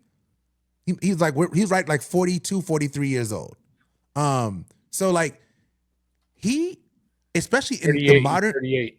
he's 38. So he's not even 40 yet. So he's about to enter into his 40s, right? So if you think about the modern era of rapper, he's just hitting his prime. Like he really is in the modern, like in what we see now because of what we talked about earlier. Younger rappers are not the thing. Right now, we're seeing Nas hit a second peak. Nas' reemergence is crazy. Right? Yeah. We're seeing Nas, y'all know that, but that was crazy. But see, Nas fell into that Drake category that Rez was talking about. your Nas work diminished. didn't really fall off. It was Yeah. just not Nas. Right. But if Nas started singing, we would have turned on Nas a long time ago. All right, so Jack, why you think we don't want to see these guys continue on? Because I know Big Daddy Kane got an album coming that I'm excited for. Hey, does he really? Yeah. Now, Like see, so now look. real quick. I don't want to take. I'm gonna let you. But Nas has that label, Mass Appeal, Mass Appeal. and what they do is they have these projects. So they were the ones behind the Big L album. You know, they put out the Jack recent loves. Mobb Deep album, Ghostface, Raekwon, so on and so forth.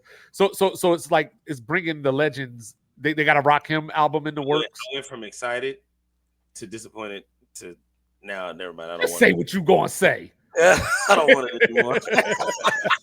Damn it. All I heard was dead. Oh yeah, him. He does rap. Like, nah. Honestly, man, I just think that it just.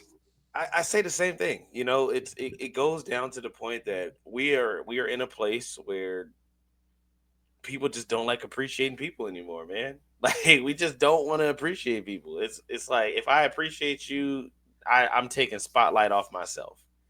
And the way that selfishness is running wild, even though we try to pretend like, nah, man, we're more together, and PC culture has got everybody, being a nicer form of themselves, which is not true.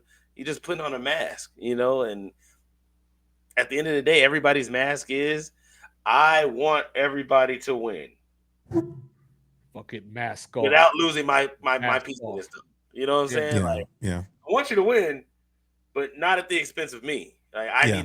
I need to stay here. And the best person for that is Drake.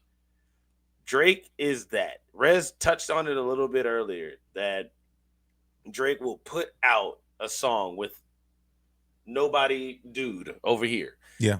And Nobody Dude's song will go crazy. And then it'll be like, hey, did y'all hear Nobody Dude song today? And then 2 weeks from now, it'll be like, hey, y'all heard that Drake song with Nobody Dude? Drake song. Yep. It's Drake song featuring Nobody Dude. And it's like, oh, Yeah. oh, well, thanks for the record. Gotta go. I'm never gonna see you again. I will never hear from you again, Central C.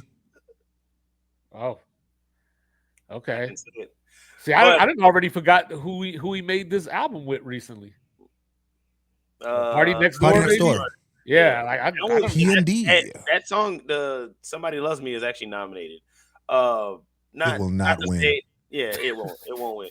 But not to stay on the Grammy thing too much longer. But I did want to talk about producers. Go for it.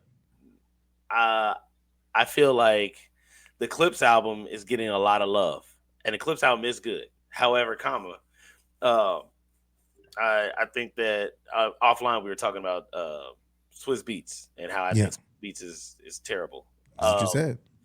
But Pharrell produced the Clips album, and I think that Pharrell is one of our most overrated producers because, and I know people hear that and they're like, oh, what are you talking about? Like, it's Pharrell. I think Pharrell's greatness is so high that everything that he does that's mid and below, we just tossed it to the side because he gave us Change Clothes.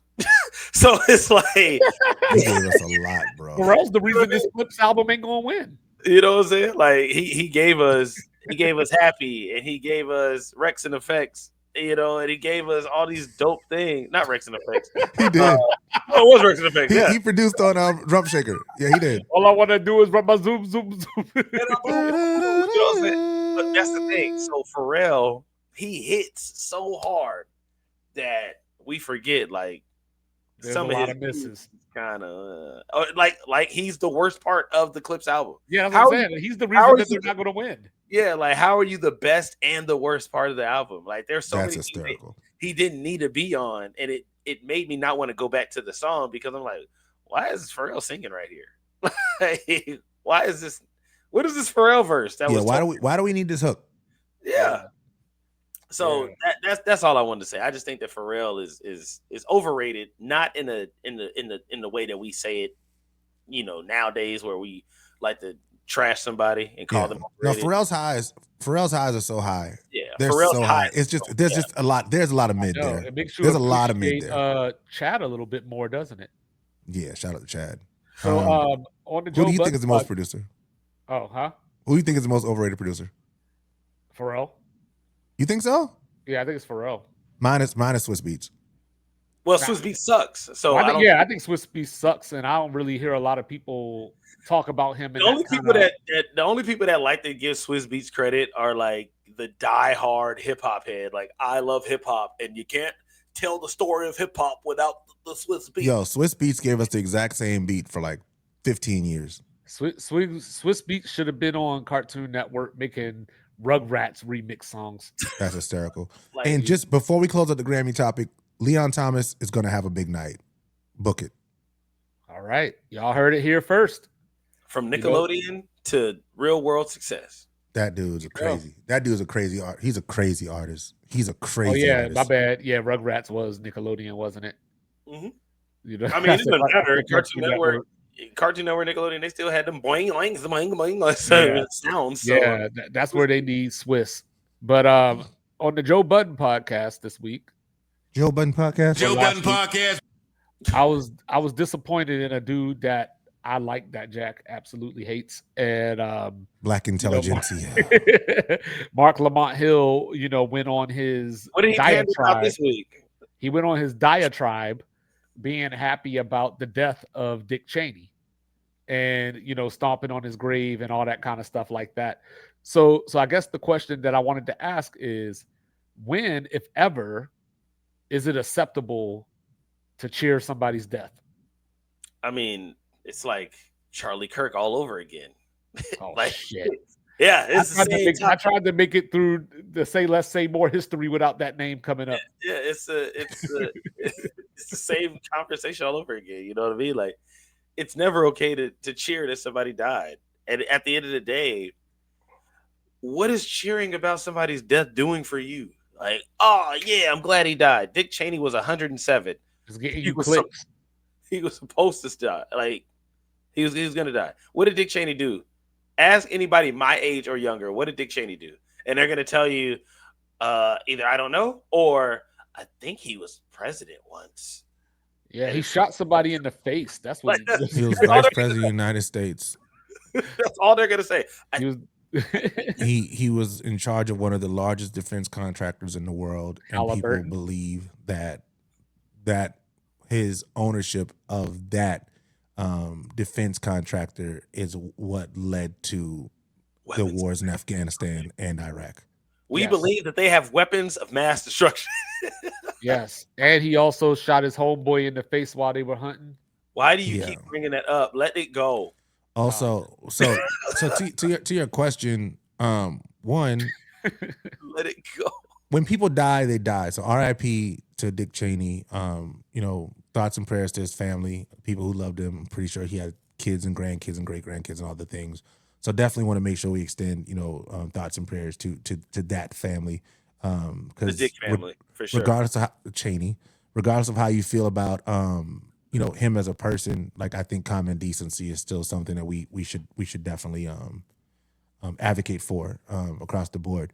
But I don't take joy in his death. There are definitely people who have died that I haven't celebrated, but I definitely didn't mourn. And that's the difference. That's And so fine. I think that's okay. I think it's okay to say, like, I'm not mourning this person's death, but also the vast majority of the people who I felt that way about are people that I knew personally and did things to me personally. There are not a lot of people that I've never met in person that I could feel that way about. That's a lot of emotional. Correct. That's a lot of emotion to give somebody you've never met before in your life, even if you think they've done terrible things. Like I think about when Saddam Hussein was killed, when he was executed. Like that was when it was like, oh, Crazy. Yeah. like Osama. Osama bin Laden when he got killed. Like, all Well, right. actually, I think all of America did cheer Osama. No, I didn't run to TikTok Yeah, that's why we didn't have TikTok then. I We didn't didn't run have to Twitter. TikTok I didn't But go you to gotta- Twitter to say, I yo, remember- y'all. So I remember when when Osama bin Laden died, I was in basic training.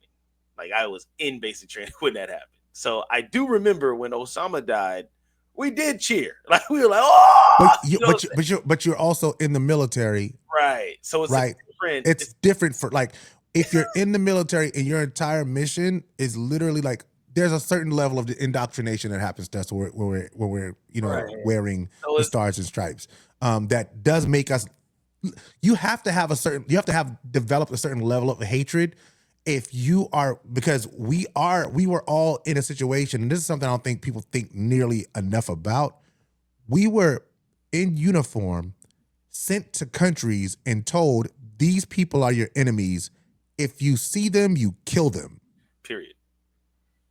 I mean, even as a paralegal, like I wasn't infantry, I was a paralegal. I was in a convoy going in Afghanistan, going from Bagram Air Force Base to Kabul, and we were given one instruction. We were full battle rattle, all of us locked and loaded. Only time in my life I've ever been locked and loaded for an entire, like for that period of time. And if you see anybody and they approach our vehicle, you shoot them. No questions asked. No questions asked. So there's a level of indoctrination that has to happen. So when you hear that Osama bin Laden, who is the enemy of the United States, yeah, you're going to celebrate that. But that's something that I think each of us as former military members have to sort of deconstruct. That's where, like, it's really heavy. Like that's it's heavy really thing, heavy. you know what Like I mean? even just saying that I'm was the like, cynical one. And he's not the enemy of your life. Like, Well, that's why, like, for me, of course, I'm the cynic in the what's the opposite of optimism?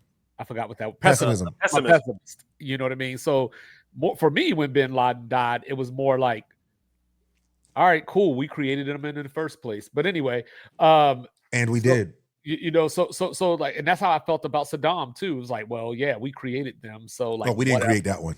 Yeah, we didn't create that one. Yes, we did. We didn't create that. We had something to do with it. We may have emboldened him because when we started taking out his enemies, we emboldened him. We didn't create him. Okay. Have you seen House of Saddam? I've seen pieces. We didn't create him. Just go back and watch that. Like okay. when the Iraqi soccer team lost at the like had a poor performance and he lined them all up and killed them. We didn't create that. So what I'll say is I'll secede that, but what I'll say is Saddam couldn't have existed without us. I'll put it like that. You know, and he didn't exist without us. Right. But back to the Lamont Hill point. So like usually when these people pass away, you know, like the Charlie Kirks and people like that, I generally just don't talk about it at all. You know, so I've talked about it with y'all and I've talked about it with Lindsay. That's the extent of that I've talked about Charlie Kirk. Like, because I didn't give him airtime when he was alive, so I ain't got nothing to say about him now. Well, you know what I mean? Y'all already know how I feel about, you know, right. the whole social climate of being sad. Like I don't care about too much of anything that has nothing to do with like real life. Yeah, if you're a celebrity or a famous person or whatever, and you die or something tragic happens, what does that do with me? No, for the people that celebrated his death, regardless of how whatever, like, you're disgusting. You know what I'm saying? Like, regardless. Because, you know, because at the end of the day, on a very basic level, that was somebody's husband, father, brother, uncle, you know, whatever the case may be. So, like, I'm never going to shit on somebody's death just because somebody loved that person out there. Yeah. It just wasn't me. He had 2 daughters. You know what I mean? Like, you know, it just wasn't me. You know what I mean? And the same thing, like, no matter who we're talking about, is that. So when Dick Cheney died, it was one of those things where I haven't thought about Dick Cheney since he shot that dude in the face. You know? You know, but the point being, the point is, y'all will know. No, but the point is that, you know, death is just, I celebrate life. Yeah. You know what I'm saying? I don't celebrate death. And even though, you know, like, I'm not a fan of some of these people, I just don't have it in me to be happy. Like, you know, like, people are like, oh, Hulk Hogan died, one less racist in the world. And I'm like, hey, we still got 999,000 to go. You know, and the craziest thing about the Hulk Hogan thing is, like, if you're a wrestling fan and Hulk Hogan dies, you can't be like, yeah, glad he's gone. Like, bro, without him, he's literally the Larry Bird and Magic Johnson of wrestling. Like, yeah, and shout out to Queen's Flip, because I know that Mark Lamont Hill hurt his feelings when he was talking about Hulk Hogan. Well, but that's because Mark Lamont Hill is a panderer. So, you know, we started this off with the Dick Cheney thing, but, you know, at the end of the day, Mark Lamont Hill he's not the worst part of the JBP. I'm not going to say that. However, he's pretty bad sometimes because the pandering thing is just annoying. Like, you don't have to sit and people do it, you know, I don't even know if we got this on the docket, but people do it, you know, just like the whole government shutdown food stamp thing, where everybody magically cared about, yo, we're taking food from kids. That's where the thing started shifting to. Like, everybody's proud of the food stamp thing. You're taking food out of kids' mouths. Like, that was the thing that everybody wanted to grab onto because there was no other. It was the right thing to say. Yeah, like there was no other thing. They couldn't say, like, oh man, some people need to be more responsible, or man, some of those people should not be on the system. They don't want to say that because Republican bag. You know, and it's not, to me, that's not a Republican bag. That's just a That is bag. definitely a I Republican. know mad people. I'm not going to use certain words. I know mad, terrible planners of life who utilize these systems, and they stay on these systems because that is just the way. All I'm gonna say about that before we move on is to talk about that, you got to talk about these people that got these PPP loans and didn't have to pay them back. You know, I have so so much to say about I this. know, but it we would ain't need to gonna be do its that own right now. segment, so I'm But not going what to. I will do is tell y'all what I hate this week. You know Yes. what I'm saying? Oh, So, yeah, there we go. Positive. so There look, you go. at no Because point that was in your about life, to go left. at no point in your life or my life should you say to me everything happens for a reason. You know, because like we can peel back all these different layers. Trigger warning, Jack. When we talk about cops and all that kind of stuff like that, and these things happen, what was the reason for that? You can say that, but you never tell me what the reason is. You know what I mean? Like why did your mom pass away? You know what I'm saying? What was the reason for that? Was it just because it was her time? Was it because God wanted her by his side? Was it because she deserved to die? Like, what was the reason? Tell me the reason. Don't tell me everything happens for a reason. You know, when I was sitting up in here, you know, this was one of the ones. Oh, yeah, thoughts and prayers is another one. Don't say that to me either. And, you Thoughts know, and prayers. like, you know, when I was sitting up in here mourning the loss of my child, people were like, hey, maybe there's a bigger reason for that. Maybe there's that. Matter of fact, that's the reason that I punched you in your face. Because you said that. You know why you got punched in your face? Everything happens for a reason. Thoughts and prayers. Don't do it. You know, say it silently. Go pray for me. Do it in the privacy of your home. Do it in your car. Don't tell me that you're going to pray for me, because all I see is you either trying to, I don't want to say make fun of me. That's the wrong word. You're what's the word? I can't think of the word right now. Patronizing me? Patronizing. You're patronizing me. You know what I'm saying? Because your prayer ain't going to bring my daughter back. Yeah. Your praying ain't going to bring your mama back. You know what I'm saying? So there's a place for these things. Just keep it away from me. 2-5 hates patronizing prayers. Yeah. 2-5 hates everything happens for a reason. So I have a slight just perspective pinch to put there, if it's okay. Yeah, of course. So Romans 8:28. All things work together for those who love the Lord, are called according to his purpose. That essentially is the scripture that I keep with me. That is my everything happens for a reason scripture. Now, does it mean like when my father passed, I kept Romans 8:28 with me? Because sometimes, and this is just me speaking, I believe that things happen to teach me things sometimes, or to give me a perspective that I wouldn't have otherwise. I also believe that everything that happens in my life happens for somebody else. There are things that I've been through in my life. There's certain people that you're going to be able to support through really tough times because you've been through really tough times. Mm-hmm. Sometimes that's the reason. And it sucks that we have to have that thing happen for us to have it. But the truth is that without that test, you don't have the testimony. And what would somebody that's the sad say to reality me of if the I said 9/11 happened for a reason? It did happen for a reason. It did happen for a reason. No, but if I were to say that, like if we were on TV or something along those lines, and we were having a conversation and somebody said everything happens for a reason, and I retorted 9/11 happened for a reason, you would never see me on TV again. Yeah, no, Well, yeah, but that's because like that's political correctness and stuff like that. Like we know certain things you can't say on television, right? But if we're in a conversation and something terrible happens, you know, one, telling somebody everything happens for a reason when their parents die or they lose a child is awful. That's just a terrible thing to say. You just shouldn't say it. But I think what you said in the back half of what you said is actually what you mean. Is maybe you think that. Maybe you think that everything happens for a reason and that there's some grander plan that may be involved here. Don't tell me that. Yeah, don't just say it to say something else. Yeah, just say don't. I'm sorry and Yeah, move on. Yeah, like my good homegirl Monica, her father passed away 2 days ago, and I hate calling people when people pass away. Yeah. Because I don't know what to say to you. Like I don't know what I can offer that will be of solace during this time. So most times I will avoid you if your family member passes away. I might shoot a text message like, yo, thinking about you, bro, kind of thing.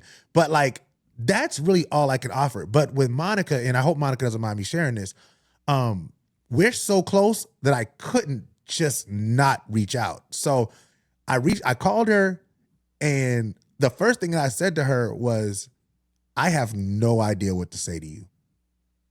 And we just laughed.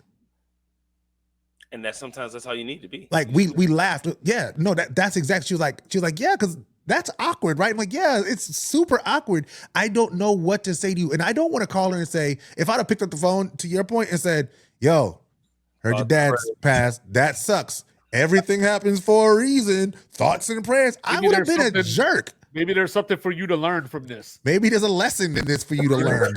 Reflect on, like, no. Like I think that's you're the reason that, you know what I mean? Like right. It's like, live a better life, do better, love your parents more. So in those situations, I just tell people, like if I'm in person with them, I just say, do you need a hug? Yeah, like what can I offer? If they know, I say, let me know what you need, and I leave it at that. Yeah, you know what I mean. But I think the words for sure. I will say that when people pass, I'm the worst person ever. I don't do death well. I suck at death. I don't do death well, not because it hits me and I'm like sad and miserable. I don't do death well because I'm apathetic as hell, as everybody knows. Well, y'all definitely know. Like, I thought you were empathetic. You're empathetic, Jack. Oh, you got that Charlie Kirk empathy, huh? You're empathetic, Jack. So, like I don't do funerals. I don't do that stuff. Like I don't care. When somebody dies, I'm like, dang, that's rough. I got stuff to do. Like I got a life to live for my kids and my wife, and like I got stuff to do. And when somebody dies, it's just like, man, that really sucks. I still got to live. And, that's not the way that you should be, but that's just how it is. And to your point of everything happens for a reason, that's my thing. Like you're totally against. I don't believe in coincidence.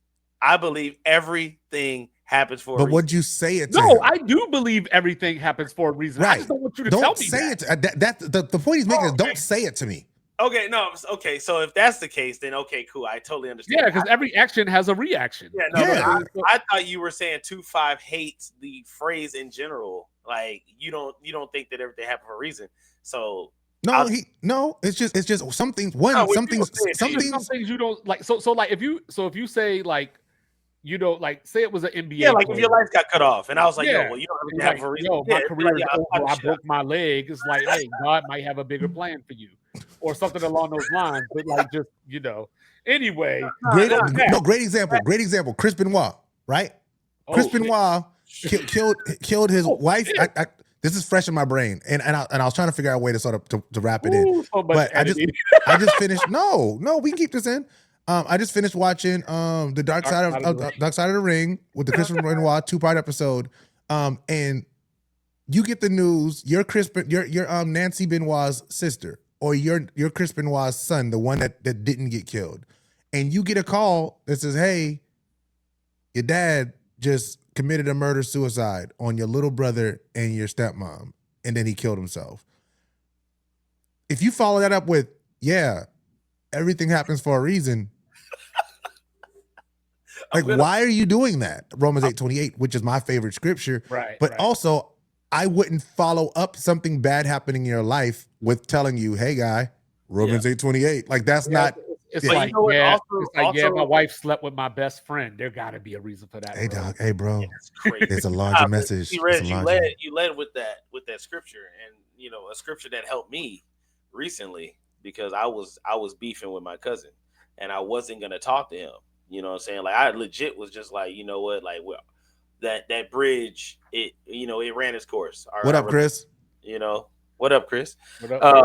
But the verse that got me over it was 1 Peter 4:8, which is, and above all things, have fervent love for one another, for love covers a multitude of sins. And I was like, you know what? I need to act with love. You know what I mean? Like, no matter how mad I am or what the situation was, you have to move in love. Yeah. You know what I'm saying? And in my family, I'm always big on the way you talk to somebody, you need to talk to them with love.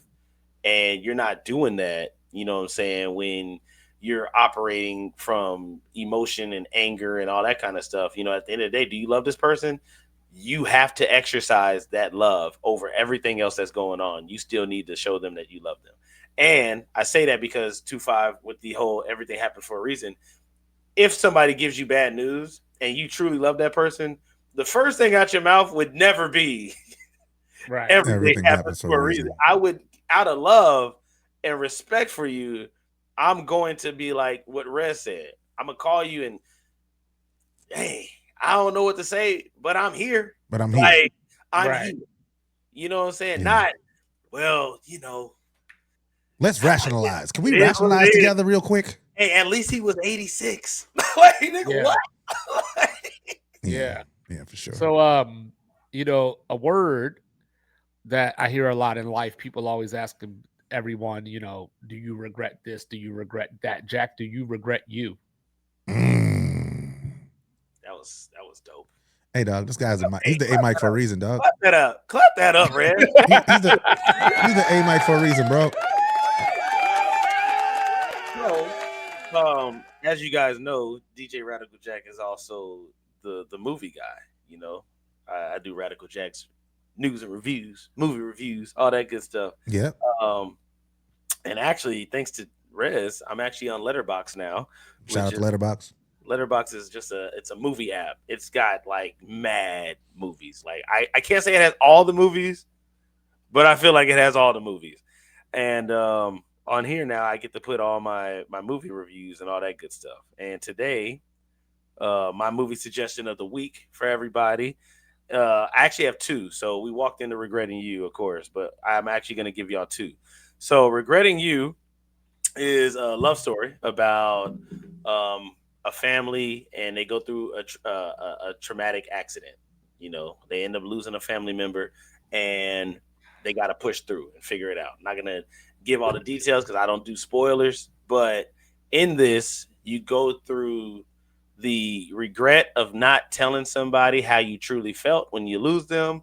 You go through the actions of surviving the rest of your life without this person and forgiving yourself for what you didn't do or what you may have fell short in in your head, of course, because you don't really know if you did. And then, of course, accepting that you deserve a future of happiness, even though you may have felt like I didn't do everything that I should have did. And, you know, it's got the corny love aspects, of course, you know, the happily ever afters and all that good stuff. It's going to end, you know, with a feel good moment. However, in a climate where we don't have a lot of rom-coms or love stories that are really being pushed like that, I thought it was really dope. It stars Dave Franco, which is James Franco's non-sexual touching brother, and Allison Brie, who's the bad lady from Get Out. But another movie that everybody, yeah, right. James Franco is a sexual deviant. His brother's not. So, yeah. There you have it. If you didn't know, James Franco's a sexual deviant. That's why Seth Rogen doesn't talk to him anymore. Yeah, and then of course I loved Allison Brie and the Gorgeous Ladies of Wrestling. You know, that was okay. that So was you do fire know on Allison Netflix. Brie. Yeah, Okay. I know who she is. She Okay, was yeah. Zoya the Destroyer. You know what Okay. I'm saying? Yeah, she's Yeah. actually a really good actress too. Like She is. She is. But my other movie that I I was think gonna Rez tell is still everybody- taking her back right now. huh? I'm Oh. all right. What's wrong? What's going on, Rez? What's happening?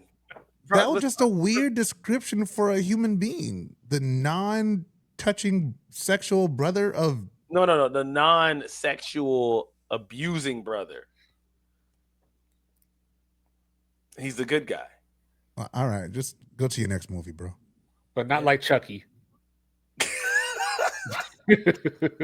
So, Predator Badlands sets us off in a faraway planet in the universe, somewhere in the year of whatever the hell future. And you get the backstory of predators, which we never get before. We actually get to see like what they're actually called, because they're not predators. They're actually the Ujib or Ujibe. And you get the mixture. This is the first movie besides Alien versus Predator where you actually get Predator and Alien in the same universe without there having to be like, a title for it. So the Predators actually go, well, just one goes to this super duper planet to try to get his trophy to prove to his family that he's a predator and he knows how to hunt. While he's on this planet, he runs into a synth. And if you're an Alien fan, the synths are the cyborgs that they have created in the future. And he runs into one, and it becomes kind of like a buddy cop movie in a way with the synth. It's actually pretty dope the way that they do it. She does the whole Shrek donkey thing where she talks a lot, and the predator is Shrek, and he don't want to hear her talk. And he's just like, "Yo, shut up! You're annoying." Blah blah blah. But they end up becoming really cool. She breaks the predator down because he's just like, "Yo, I kill alone. I don't do family things. I don't do friendships. If you're not helping with me with the mission, you got to get out of here." So they go out, they fight the big bad dude. Turns out that, the bad creature that he was trying to kill ends up being his friend, and he doesn't realize it. And then they end up going to find her sister, and her sister actually ends up being, like a terror. Regardless, dope fight scenes, super fire environment. Like the CGI is on point. This is a movie we're watching 10 years and it'll still look good. Kind of like Alien Romulus. Not Romulus, I'm sorry. Covenant. It's got great world building. The cinematography is fire. You know what I'm saying? You really feel like you're part of this world. It doesn't feel like, oh, this is just Earth with different creatures. Like it's legit like a whole different planet. It's fire. So yeah, runtime, it's about an hour and 37 minutes. So it's a good film that doesn't take up your whole day. You know what I'm saying? Go see it for lunch and gives you something to talk about, a little adventure, drink a beer, whatever.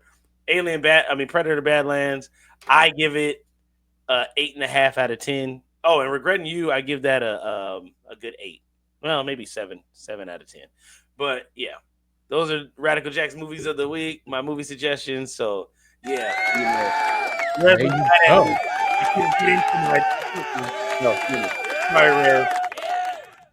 So you know how John Cena, he always starts off with "the champ is here." Yeah. So New York City said, "Socialism is here."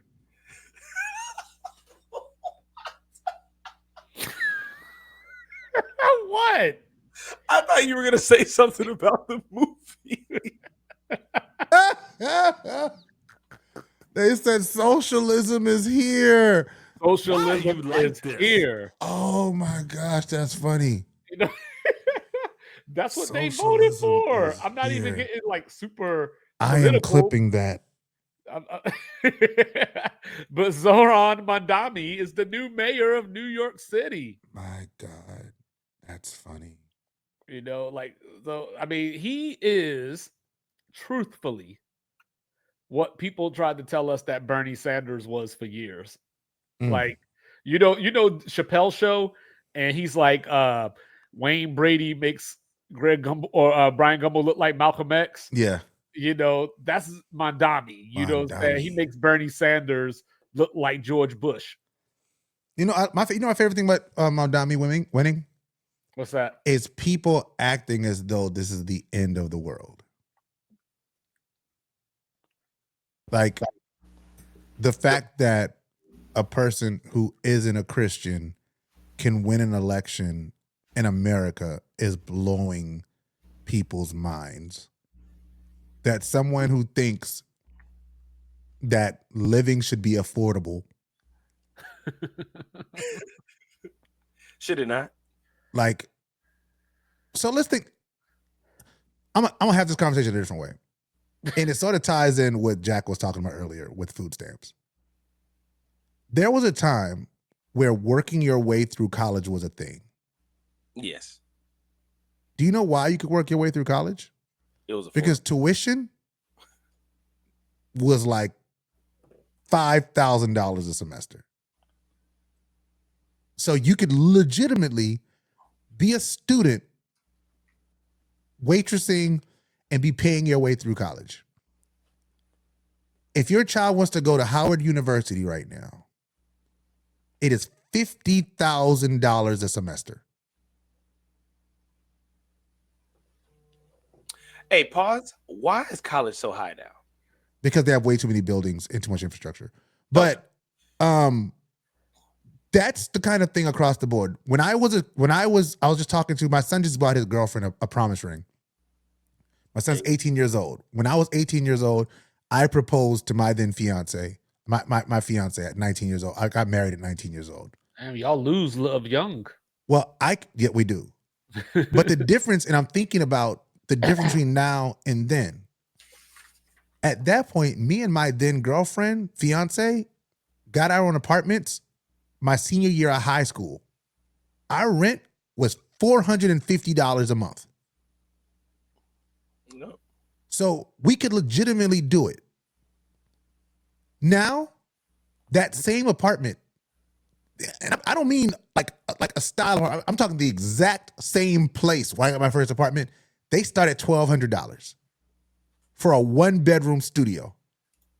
So I said that to say, Mom Dami is giving a message that is saying we've gone too far in terms of this capitalism thing. Now, do I believe in capitalist principles? Absolutely. Do I believe that the market, that a strong market is good for our nation? Absolutely. But do I believe that we need billionaires? I don't. Do I believe that we need 99% of the nation's wealth to be held by 1% of the nation?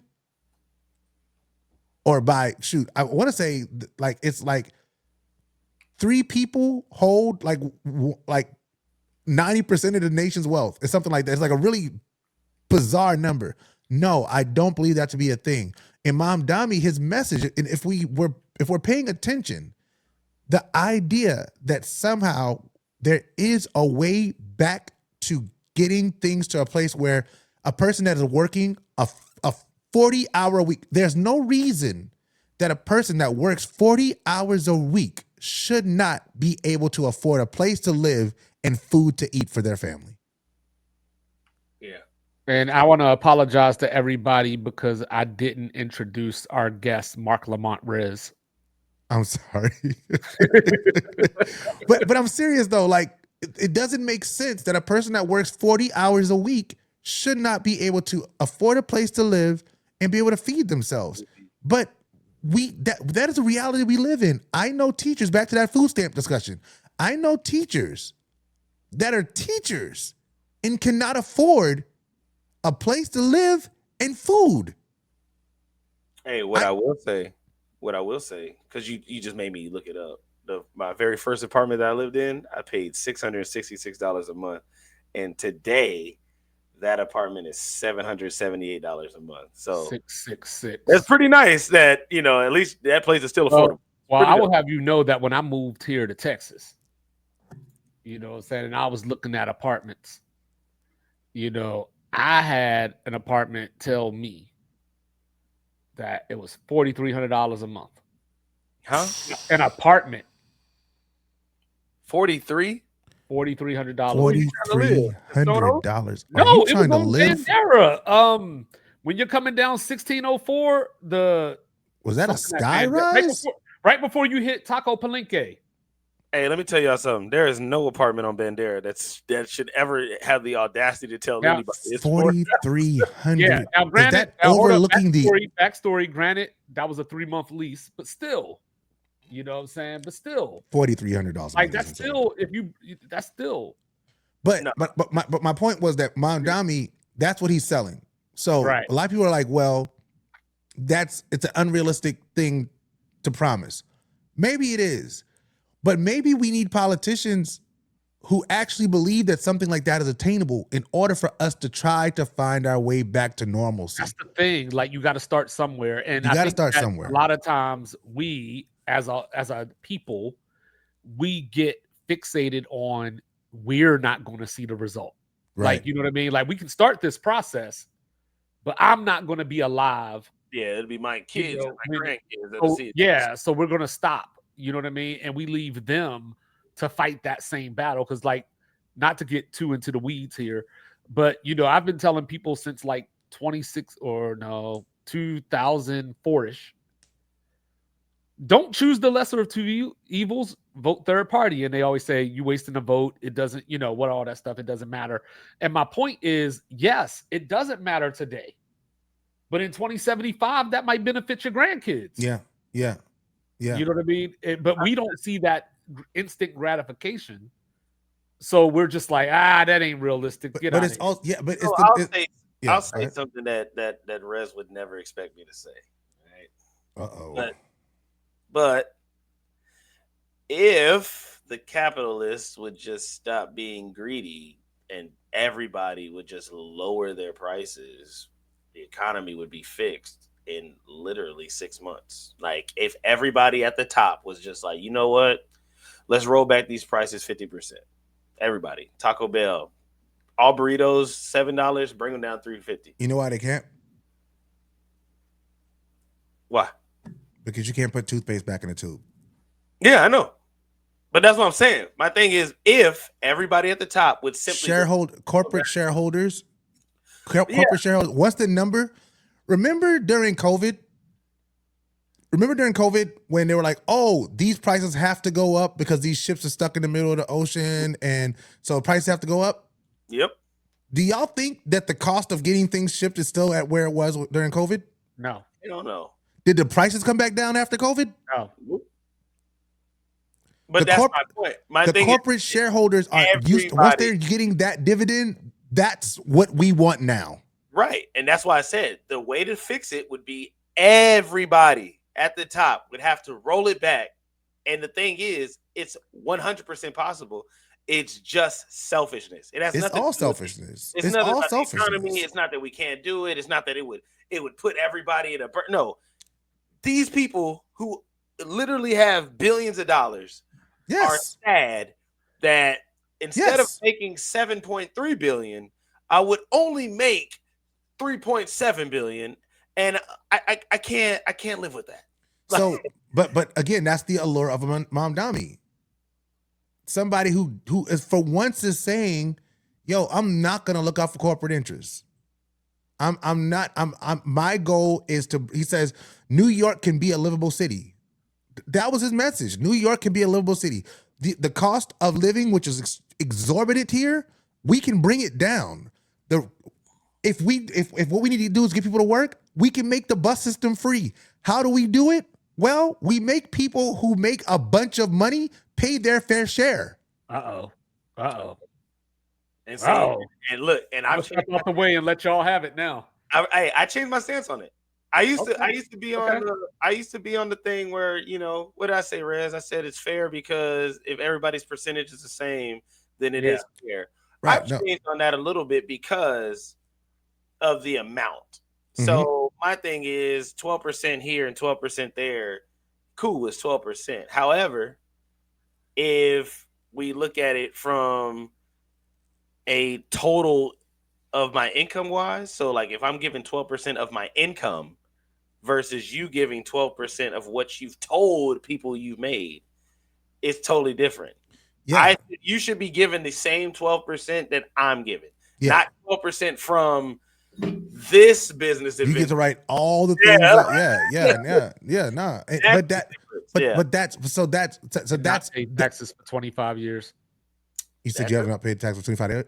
Oh, not me. I'm just saying. I thought you were saying, don't say that on here. Like we'll edit that part out. Yeah. No, but this idea that like if people just paid, I'm not saying paying more. If millionaires and billionaires just paid what they actually owed, the deficit goes away. Right. And if you actually put the money to where it's supposed to go. Right. The deficit goes away. And for lack of better conversation, for not having the time that we need to have this conversation in debt, if we talk about entitlement programs, and I remember the other day we were talking like the VA and stuff like that, our personal talk, like if we look at entitlements, if we look at corporate subsidies, how much money we spend as a country on corporate welfare, how much money we spend on agricultural subsidies, those two things alone. Look at the nation's budget, and look how much we spend on that. We spend much more on that than we do on giving people food stamps. Well, the food stamp thing is only a big deal. Oh, man, hold on. It's a perception thing. People think that there's a bunch of brown people getting food stamps. That's what it comes down to. Not even that. It's not even that, 2-5. What I was gonna say is, I don't want to sound like a jerk when I say this. So my thing is, so the reason that food stamps is such a big buzz right now is because the ignorant and less intelligent people actually have something that they can talk about in great depth without studying for it, without looking up the information on it, because it's something that directly impacts their life. So because food stamps is such an easy thing for the less fortunate to obtain and be masters or subject matter experts at, it's become a big talking point, because a lot of people, even the people that don't get food stamps, once you wealth out of it, you still can talk about it. It's easy to talk about, especially if you're already in the political game. But all the people that don't typically care about politics and don't care about all this, they do care about the benefits of food stamps, SSI, etc. So this is something that they wanted to talk about because it actually affects them. If people took the time to look and talk to people that they think they may not have things in common with, they'd be surprised at who was on food stamps. Yep. Bang. Big facts. Bang. Surprised, what I'm saying? But then we had the gubernatorial race down in Virginia where, Barack Obama even got some shade because he told everybody to vote for Kamala because she's a black woman. And then, we had this black Republican candidate that they were like, hey, why you don't want us to vote for her? I don't think Barack Obama ever said vote for Kamala because she's a black woman. Yeah, I don't think he said those words. That's the way that Well, the people who wanted to take it that way are stupid. And I wish we would stop giving let's not give stupid people a platform to share their thoughts.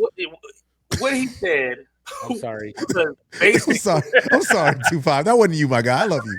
But you know exactly who I'm talking about. And that person is not on this podcast. It will never be on this podcast. So, the thoughts and views of that stupid person will never be represented on the Say Less, Say More podcast. Barack Obama. You can say the name if you want. Why are you like this? Listen, because you say his name and he appears. I don't believe in Joe Hendry.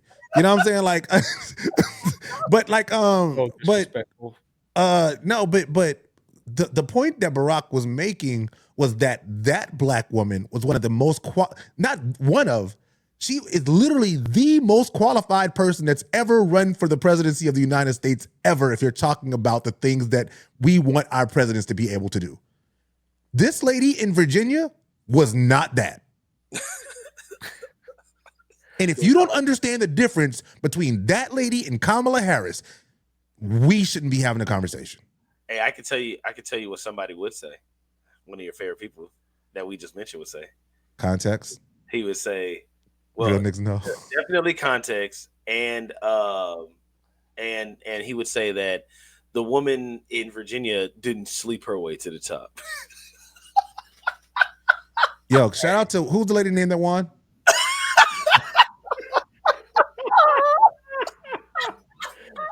Who's the lady? Who's the Virginia governor elect? Hey, shout out to VA. How are you doing? Abigail Spanberger. Shout out to Governor elect Spanberger. And not only that, shout out to her because saying she's the first ever female governor of Virginia. Hey, yes. Shout out to Virginia. Y'all arguably have the dumbest people in the nation live in the state. Shout out to Virginia. Y'all are stupid. You heard what he said about you, Pusha T? Cool. Cool. Yo, are we editing this out the pod as a stand? I don't even know what's happening right now. Yo, that is funny. Yo, VA, not all of y'all are stupid. I'm not saying y'all. But I just want y'all to know that y'all have a group of people in VA. I know. I was waiting for him to use the Y'all R have word at some y'all point. have extremely bad representation. Y'all have some people in VA that y'all need to check on. I'm just telling you, I these don't know. streets. Listen, I don't know what it is. Maybe y'all, representation is down. but y'all are stupid. A lot. Hey, Terrence Thornton. Terrence Thornton. I'm a big fan, dog. I'm sorry that. Anyway. Yeah, Michael Vick. you too, But Gene. shout out to Governor-elect Spanberger. Congratulations. You too, Gene Thornton.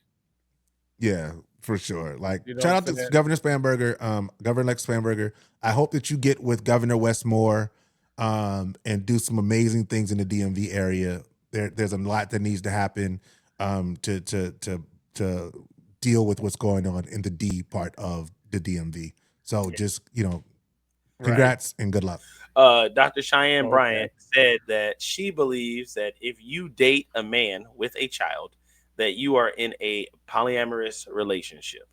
And her reasoning behind it is because as a woman who's dating that man, you not only have to accept his children, but you have to accept his baby mom as part of your family. And she's basically your sister wife because when he goes and interacts with his child, you don't know what else is happening in that interaction. So I think that's a very jaded way of viewing relationships. I also think every time I hear Dr. Cheyenne Bryant talk about relationships, I realize why she's single. Nah, she recently got engaged. And she will be single again soon. Oh yeah, she will be. I'm just saying. Oh damn. Okay. Yeah, J-Lo status. she's in a relationship basically to boost her brand. There's a level of selflessness that comes with being in a relationship. There's also a level of trust that you have to have in a relationship, that if you are dating and I'm not saying that she has to date somebody with a child. That's not at all what I'm saying.